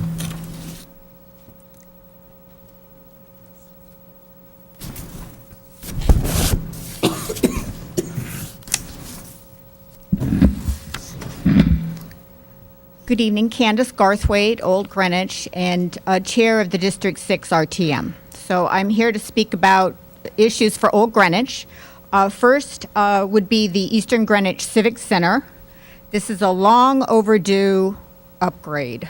So please keep it in your budget going forward. I know it's a year out, but please, please don't push it out further or reduce it. I really believe that drainage is such a big issue in this area that the number you have in there, the 15 million, is not going to be sufficient. Because all we're hearing about are fields that are flooding, and this, I think, is going to be a problem in this restoration. Let's say, for example, that you need $3 million or $4 million to actually do the drainage work. That's going to be taken away from the actual building cost. That building is not extravagant in design, as I understand it. It's based on the needs of a survey. It serves a variety of community members, and it's really essential. So please pay attention. Drainage is a huge issue here, and if you want a grass field, you're going to have to invest in better drainage in this area. So I really feel strongly about this, especially after hearing all the speakers that have gone before me. Next topic, Sound Beach Avenue Bridge. This is 2 years out. There's $4.5 million slated. The bridge replacement really is going to be $2 million. So what's going to happen in that intersection? Residents of Old Greenwich, members of the District 6 RTM are curious what the Department of Public Works has in mind. So we would like some kind of process so that we can be part of the conversation and understand what is being proposed here. So we would like to get ahead of it and understand it better. In that same area, the Cider Mill Creek, river, whatever we call it there, drainage area, the whole Binney Park area. That was the #1 project on the storm drain, townwide storm drain study by CDM Smith. The #1 project. I know it's expensive, the railroad culvert, but it would reduce flooding in Binney Park. And again, all I hear tonight is how many times these fields were closed and not available to students and others who use the fields. You're going to have to spend money to reduce the flooding, which will help all kinds of issues, but will also improve the use of fields in that area. These are not disassociated situations. The stormwater budget has to be increased. And this #1 project should be done. I don't see where it's showing up in the budget. Maybe I'm not seeing everything. Thank you. And then also, in Old Greenwich, the railroad parking lot. Could we please have some money in the Parks and Recreation budget for some plantings and a redesign of what is now a safety hazard for commuters coming off the train and trying to reach Park Avenue, Highview, and Old Greenwich? So now it's a mess. So please make sure Parks and Rec has money for that parking lot. We've gone through torture with that train track replacement. It's still not done. I don't know when it will be done, but it's a mess. So, and thank you. Really, you know, these drainage issues are very important, and I really hope that you're paying attention. I know there's a lot of competition for money, but let's get that done. Thank you. Thank you, Candid. Kim Fiorello, followed by Rick Lowe. Hi, I'm Kimberly Fiorello from District 7. I serve on the RTM representing District 7. I am here tonight to speak about fiscal prudence. And we recently had an election where we all were hearing from both parties about the fiscal crisis that our state faces. That hasn't changed, and you read in the news about all the different ways that Hartford needs to raise revenue. That presses on our minds as mothers and business owners and workers who live in Greenwich. And I want you to imagine a Greenwich that can weather the storm that is coming through Connecticut. A Greenwich that goes back to basics, where you guys provide just the basics of what our town needs. But when it comes to, more taxes, more spending, we don't hear it from Greenwich. And from Greenwich, we hear we are lean and we are very consciously aware of what we're all facing fiscally. 3% mill rate this year is not okay with me.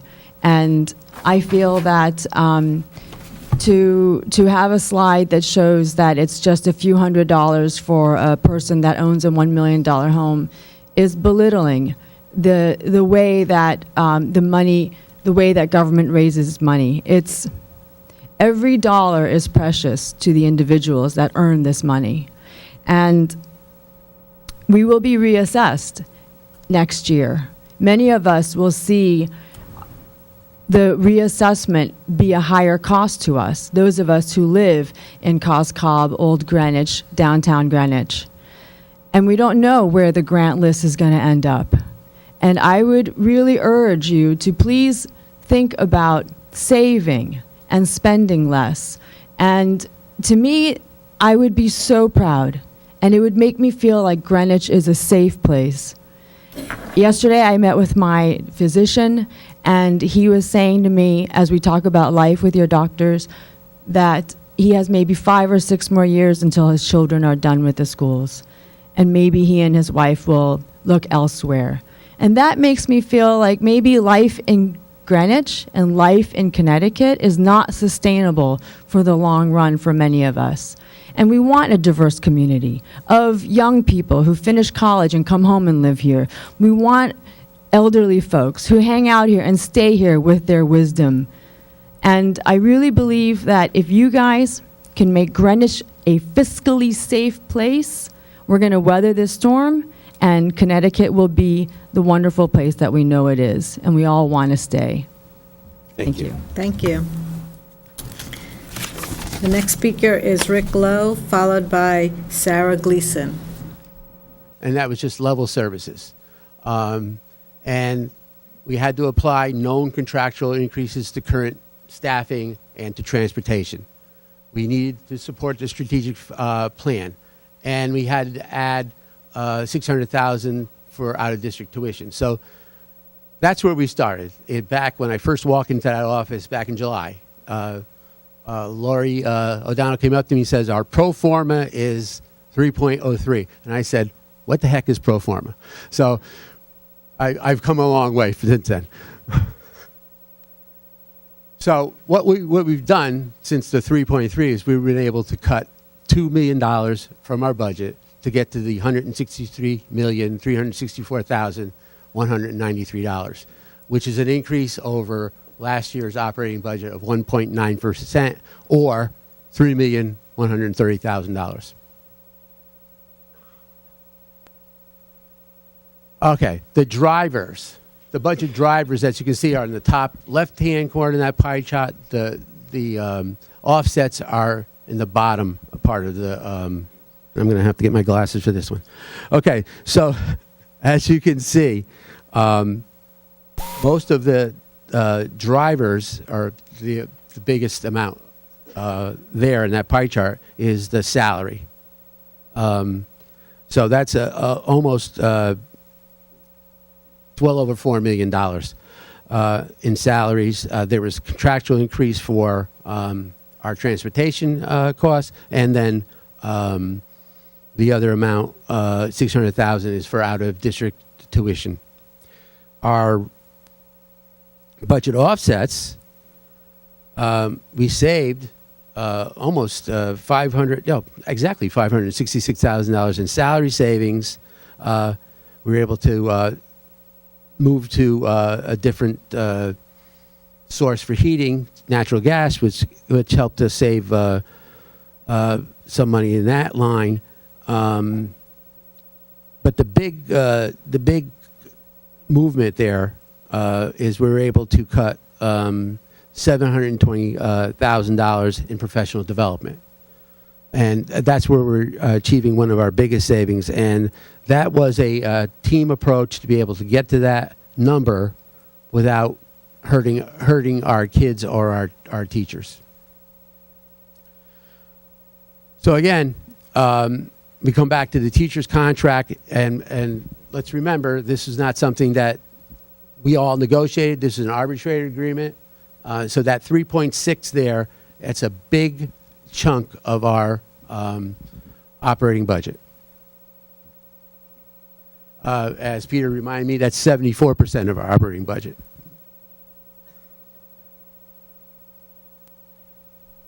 Again, out-of-district tuition has started to rise. We are under a lot of stress with this, and it's an additional $600,000 that's going to go into this year's budget. And I'll talk about that a little bit later. Okay, let's go back to that $721,000 reduction in professional learning. I, in my spare time, that was last year, When I used to teach classes at Mercy College, I used to teach a course on teaching and learning and how to evaluate teachers. And I always told them, there's the teaching part, and then there's the professional learning part. If you don't have both of those things together, you're not going to have a good school system. So this is what we're taking out of our budget. We're taking some of our professional learning money out of our budget, which is not a good idea and is not sustainable. But it's something we can do for a year. Because we have people that have been trained by our consultants. So we'll go into a train-the-trainer model and work with our teachers that way for a year. But remember, teachers don't get better unless they get some type of professional learning in both their areas of strength and weaknesses. Staffing. Again, we worked hard on staffing. We are down 6.4 staff members. So that's where we're saving a great deal of money there. If you look at this chart, I was speaking with a couple members of Cabinet today. This chart tells you exactly where the savings came from. The different places, like our 6 to 12, we have a projected 117 students, but we were able to provide some change in the ratio in order to get to that 1.8. We're going to be minus 3 sections of classes in the elementary level because we're projected to have minus 80 students. And then we went and we restructured a bunch of stuff down below. I like that stuff, right?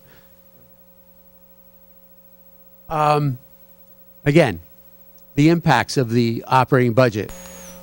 It's a significantly reduced level of support provided to teachers, both in professional learning and curriculum development. There's no funds for innovation. There's no funds for unanticipated costs. We anticipate a minimal amount of money to be returned to the town next year. Further reductions now or continued spending at the fiscal year 20 levels would do a couple things. Number one, slow our implementation of our strategic plan, and number two, hinder future growth, not just for our educators, but also for our children. All right, our capital's facility. Now we're on to capital. All right, so back in 1718, a facilities master plan study was developed by our architects. They went around to all of our buildings, did an incredible job of looking at what was good, what was okay, and what was not so good. And they prioritized our buildings into what needed to be done now, what needed to be, we could hold off and do down the road. The Board of Education adopted the master plan back in June 14th of 2018 school year. We reviewed the recommended projects over the summer, and then late in the summer, what our COO and our Director of Facilities do is they go and meet with every building principal, go to every site, and talk about what building principals see as a need for their respective buildings. So it's not a wish list that they do. Because I've done this multiple times with them, and it's mostly about safety, security, accessibility, air quality, HVAC. Capital budget overview. Again, as Peter said, $26 million is our ask. We are looking at $9.1 million in major projects. Our annual infrastructure improvements or our maintenance line is $13.8 million. Technology, it came in at 3.1. Again, our development considerations were safety, security, accessibility, maintenance. We also have projects that are in progress right now, and we also had to consider our workload capacity. So, major projects. Cardinal Field improvements, 8.4. Design study for the renovation expansion of 3 elementary schools, JC, Riverside, and Old Greenwich. Let's all remember Old Greenwich is a 100-year plus old building. It needs work now. And design study for the Greenwich High School entranceway, which is a major safety issue.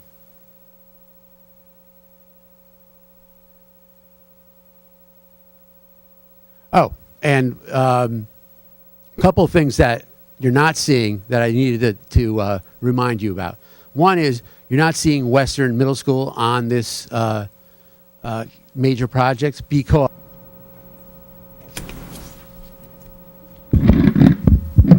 Hello there. My name is Rick Lowe. I live in Old Greenwich, and I'm a member of the Parks and Rec Advisory Board. I'm here to make the pitch for Hamel Rink, the reconstruction of Hamel Rink. It's taken a number of years for the expenditures you see related to the rink in the budget in future years to make it where they are today. Hopefully you'll be able to keep them where they are right now.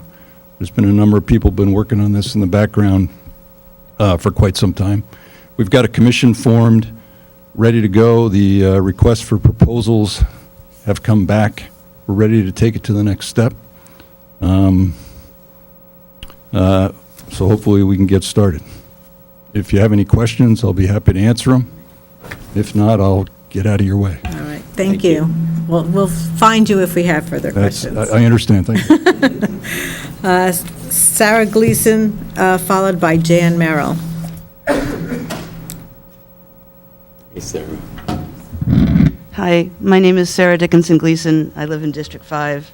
I was here for Mr. Tessie's budget presentation earlier, and I just want to say thank you for rink funding. That was, so I'm not here to talk about turf fields. I'm here to advocate for town sports facility that means a lot to me, Dorothy Hamill Skating Rink. My dream request would include a regulation-size rink and a longer skating season in town. My family, my mother, my father, my younger brother, and me moved to Riverside in 1971. We enjoyed the facility growing up, and I still do. I taught group classes there today and headed over here. My skates are in the back of the room with my mother. As a brief history, the rink was an outdoor rink when I was 10, and the walls were built and the facility enclosed with no locker rooms during my years at GHS. I graduated in 1984. Windy Hill Skating Club, named when the Hamel Rink was an outdoor facility, is aptly named. The facility is enjoyed by recreational and competitive skaters alike, then and now. I am a product of Greenwich Skating School and have been teaching skating since the age of 15, just a few years. At first, I worked as an instructor at Hamel Rink as a volunteer due to amateur status issues. However, after graduating Greenwich High School and since moving back home in 2001, I have been a paid skating instructor. My teaching goal is to get people hooked on skating, which I consider a lifetime skill and a source of enjoyment. I did compete in the first annual town skating competition in 1978, and that year it was held in April. Currently, the rink closes in March. We have 5 Olympians connected to the rink: Dorothy Hamill, Gillian Waxman in 1988, Sue Murs, an ice hockey player, and most recently, Maya and Alex Shibatani, who represented the U.S. in ice dance.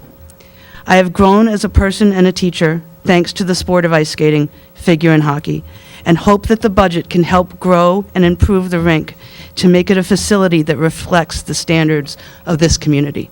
Thank you. Thank you. So the next speaker is Jan Merrill, to be followed by Susan Foster. My name is Jan Merrill. I've lived in Greenwich for the past 18 years in Riverside, Old Greenwich, and now Cos Cob, and I'm confused.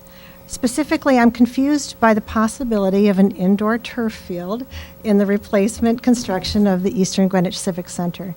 The community questionnaire we received pertaining to the new Civic Center included the question, it was number 22, do you feel there is a need for a facility that offers any of the following amenities in Greenwich? Select all that apply. There were over 3 dozen items that could be selected, including indoor turf. The results of the survey submitted by the town's consultant, the Sports Facility Advisory, last November, show that 323 respondents thought that indoor turf might be an interesting addition to a wish list. With many other items garnering far greater interest, I was surprised to see that the committee overseeing the planning of the EGCC elevated indoor turf to its short list of demands to send to potential architects, according to information available online as of last night on the town's website. Absent from the discussions recorded in the committee's minutes from October 30th are any references to the petitions in Greenwich affirming that thousands of residents oppose the installation of outdoor synthetic turf fields in the middle schools. I find this bewildering. Synthetic turf in an enclosed building raises the same concerns about public health, as well as additional concerns about air quality and elaborate chemical-based cleaning requirements. The dominant users of the sports facilities at EGCC are elementary school children, without mentioning that a space dedicated to indoor grass would negate the building's multi-use concept. I believe that the adverse health effects of plastic grass in indoor space, which would make an entire section of the space unsafe for children, mean that indoor turf cannot be considered an amenity. Instead, it is an undesirable item that is not in the interests of Greenwich residents. For additional playing fields, perhaps the town could consider a natural grass, well-drained field on the building's roof. I'm sincerely thankful for all the work done by town volunteers. Please remove indoor turf from the upcoming architectural planning of the Eastern Greenwich Civic Center, and any approved funding specifically exclude funds for synthetic plastic turf. Thank you. Thank you. Next speaker is Susan Foster, to be followed by Brooks Harris. A handout, because I'm referring to some things here, and I just want to make sure. I know you guys have a lot to cover, and this will make it Thank easier you. for you.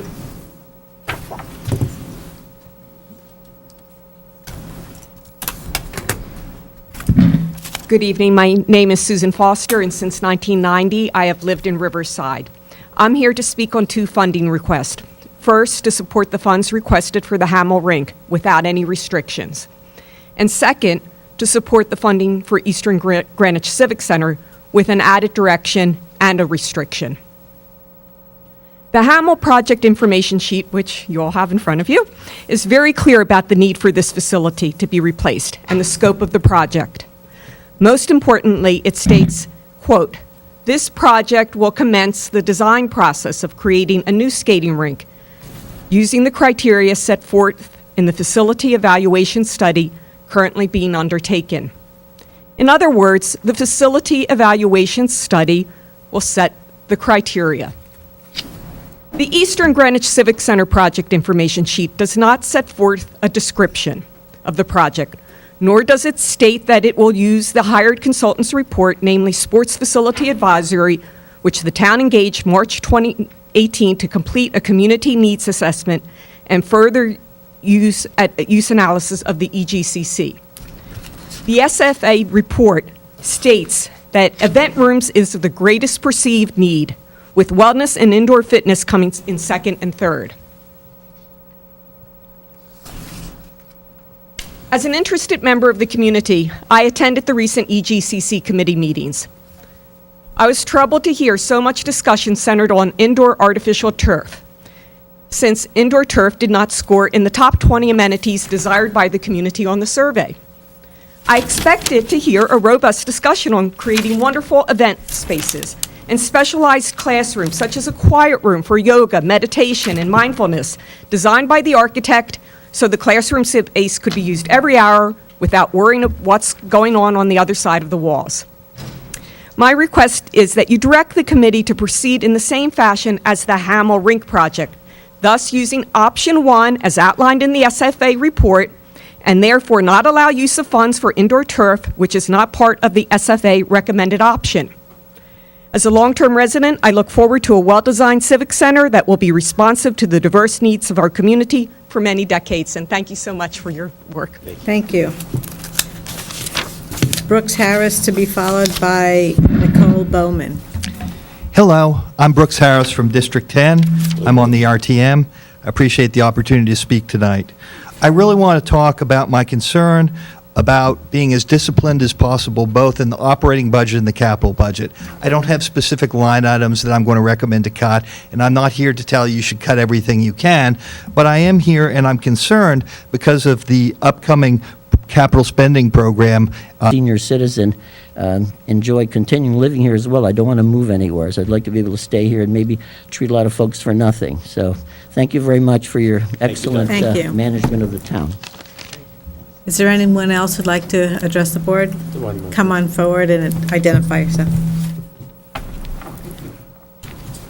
Good evening. My name is Frank Prezioso. Pull that up, right. Sorry. And Frank what? Resident of Greenwich for Can you several years repeat now. your last name? Prezioso. Prezioso. So this is my first town budget hearing, and I've become, as I've become a longer-term resident of Greenwich, just more aware of how the town is run and what's going on. And my interest is just the interest to have the best Greenwich that Greenwich can be. I do that with the overlay of being a fiscal conservative. I have young children. I want the best for them. I want more than the best for them. I want a town that can offer them, everything that they could possibly want. But I'm a realist. The state of Connecticut is not going to make it any easier for particularly a place like Greenwich. And so I think we have to do as much as we can for ourselves to keep it what it is and make it a place that will continue to attract young families the way it attracted me several years ago with my young children. And so I think you got a really tough job. I think you got a lot to talk about. Look, I loved every one of the projects people got up to advocate for up here. I wish we could have them all. The reality is, we've got to really think about what our priorities are, make tough decisions, but understand that we got to keep in mind the bigger picture and the context of the reality that we live in today within the state of Connecticut and the challenges that brings. Thank you. Thank you for your comments. Is there anyone else who would like to address the board? Not, so I will, with that, let me just conclude tonight's meeting by saying the Budget Committee is next meeting next Thursday, January 31st, 9 a.m. in the Cone Room to review the Board of Ed budget, and then the rest of our meeting schedule for the departments. We have many days scheduled. There's maybe hard copies of a schedule there, but it's also online. But thank you for your participation and your comments. May I have a motion to adjourn? So moved. All those in favor? Aye. Liability. Greenwich will face potential liability for human health exposures to carcinogens, irritants, and endocrine disruptors we know are in the tons of infill and acres of plastic that constitute synthetic turf fields. Liability issues due to exposures to carcinogens and irritants are well documented. In the summer 2000 issue of the PACE Law Review, BET member Karen Fasuliotis, okay, great. That's from the source. Wrote an article discussing the emerging science of endocrine disruption and its impact on the scope of product liability. In her conclusion, she states, quote, "The issue surrounding potential products liability action with regard to endocrine disruptors is also confounded by a skepticism about toxic risks. Innocent until proven guilty may sound fine in theory, but it lets the bodies pile up before the truth gets written. Many manufacturers do not test chemicals for toxic potential unless required by regulation. Even if studies are conducted, manufacturers often examine one substance rather than combinations or do not investigate low dose and exposure over time. Thus, the plaintiff may need to bear the burden of having tests and studies conducted," end quote. For Greenwich, the bodies that pile up before the truth gets written will be the bodies of school children. In 2016, published in a statement still in effect, the EPA says, quote, "Studies to date have not shown an elevated health risk from playing on fields with tire crumb rubber, but these studies have limitations and don't comprehensively evaluate the concerns about health risks from exposure to tire crumb rubber. This warning comes after more than a decade of assurances by consultants, including Malone and McBroom, to towns like Greenwich that crumb rubber infill is safe and that they have the studies to prove it. Malone and McBroom and other consultants make the same assurances of safety about so-called alternative infills.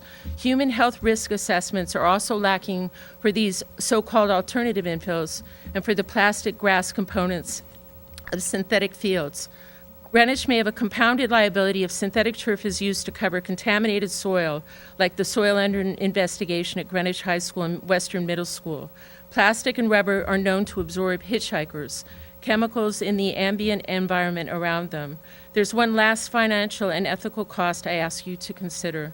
Synthetic turf fields are flammable. That is why they are fenced. Communities usually then limit public access to these fields, which changes the neighborhood. In fact, this point is often highlighted by proponents and consultants as a benefit because access is restricted. What was once a grassy open area becomes a source of revenue for the municipality. Time on the field may be rented. You will be promised that the field will pay for itself over time. While this idea is attractive, revenues must be offset by the costs of planning, installation, maintenance, and eventual replacement of synthetic fields. To this analysis, add the other less easily counted costs to the community. Less access for the community at large to green open space for play and relaxation, less habitat for beneficial insects and birds, and the potential impact on groundwater and runoff for neighboring properties. Thank you for your attention. Ms. Jones. And before you start, is that the last of the outside speakers on this particular topic? Where's Ms. Rudolph? Yes, okay, thank you. Thank you very much. Good evening. My name is Mary Jones. I'm a community organizer for Toxics Action Center in Connecticut and also in Western Massachusetts. For those of you who don't know us, we are an environmental and public health organization that believes everyone has a right to clean air and clean water, and we believe our government should operate responsibly and democratically in order to create the healthy, sustainable communities that we all need to flourish. Creating safe and healthy places for recreation is a key part of our mission. I'm here tonight to show support for the work of Real Grass for Healthy Kids and their vision for Greenwich, where kids play only on natural grass. And I want to touch briefly on three main points. First, there is growing consensus around the country that grass is the best and healthiest playing surface, especially for children. Professional athletes, toxicologists, and pediatricians agree. No alternative can replace grass as the preferred playing surface for young athletes. The use of artificial turf, even in seemingly benign materials like coconut husks and cork, poses significant health risks and threats of injury. Maintaining artificial turf often involves the use of toxic chemicals like flame retardants and antimicrobials, herbicides, and more to maintain a field's integrity. In addition, injuries such as burns and abrasions are more common on artificial surfaces than grass. For these reasons, our colleagues here tonight and also at the Toxics Use Reduction Institute at UMass Lowell have recommended that natural grass managed with organic methods is by far the healthiest and safest option for schools and municipalities. Second, grass turfs are growing in their momentum and popularity over the country. Over the past 30 years at Toxics Action Center, we have supported nearly a dozen communities resisting the use of artificial turf at local playing fields, including in Martha's Vineyard, Massachusetts, Middletown, Connecticut, and Portsmouth, New Hampshire, just to name a few. Currently, there are more than half of our pro football stadiums in the country are equipped with grass, and only 2 of our remaining pro baseball stadiums have artificial turf. Many of these stadiums have returned to grass after putting in various versions of artificial turf after experiencing less than satisfactory results. Clearly, the residents of Greenwich are not alone in their preference for natural grass over their playing fields. Third, taking a strong stance on grass-only fields is an opportunity for Greenwich to continue to be a leader on sustainability in the state of Connecticut. Other communities in the region have made meaningful commitments to grass playing fields. In Springfield, Massachusetts, the city is using organic land care practices on over 900 acres of public lands and grass only at athletic fields, including at their Crown Jewel Park, Forest Park, which is 735 acres. If Springfield can do it, so can Greenwich. Greenwich has a long history as a leader in sustainable initiatives in Connecticut, from moving beyond plastic bags to your recent ban of banning fracking extraction waste. In summary, making a commitment to natural grass playing fields in Greenwich is necessary and it's possible. Whether or not the town will work to protect the health of the families of Greenwich is really a matter of your willpower. Thank you. Thank you. Thank you. Next speaker is Alicia and Layton Collier, followed by Pat O'Donohue. And Layton Collier. Good evening, thank you. My name's Alicia Collier. I'm the travel soccer administrator at the Old Greenwich Riverside Community Center. The OGRCC is a grassroots community organization. It was founded in 1943. We recently celebrated our 75th anniversary. The OGRCC provides recreational, athletic, educational, and social programs for the local community. Today, our membership is over 1,800 families. We're housed in the Eastern Greenwich Civic Center, and we like to think of ourselves as an active partner with the town of Greenwich. I've been in this position for 18 months. I've been a resident of Old Greenwich for 9 years. I have 4 children who participate in multiple sports. I currently have kids at Old Greenwich School, Eastern Middle School, and Greenwich High School. I'm here tonight for a call for action. I don't have a specific plan. I'm not advocating for turf or against turf. I simply think that the town needs a comprehensive plan to increase and improve all fields in the town of Greenwich. This is imperative for 3 reasons. First of all, the health and safety of our athletes and students is at risk. I think it's fitting that today it is pouring rain, and no one would argue for field closures on a day like today. However, there were many days this year that our town fields were closed when it was bright and sunny outside due to poor drainage and in fields that simply cannot handle the amount of rain that we had this year. 2018 was one of the rainiest years in Connecticut history. Our soccer players include over 1,200 participants. We have 600 recreational soccer players who range in age from 3 to 13. We have 258 travel soccer players in our Thunder program that range from age 8 to 12. In addition, we have 216 Greenwich United players ages 13 to 19 and 67 participants in our adult soccer program. Our main fields are the Eastern Greenwich Civic Center, Binney Park, Riverside School, and Central Middle School. Our field openings this year show that our fields were open less than a third of the time that they were closed. To be specific, Binney Park was closed 42 of the 65 days that we had permits to use those fields. That means they were open only 23 days of the 65 days that our teams needed to practice there. Eastern Greenwich Civic Center was closed 49.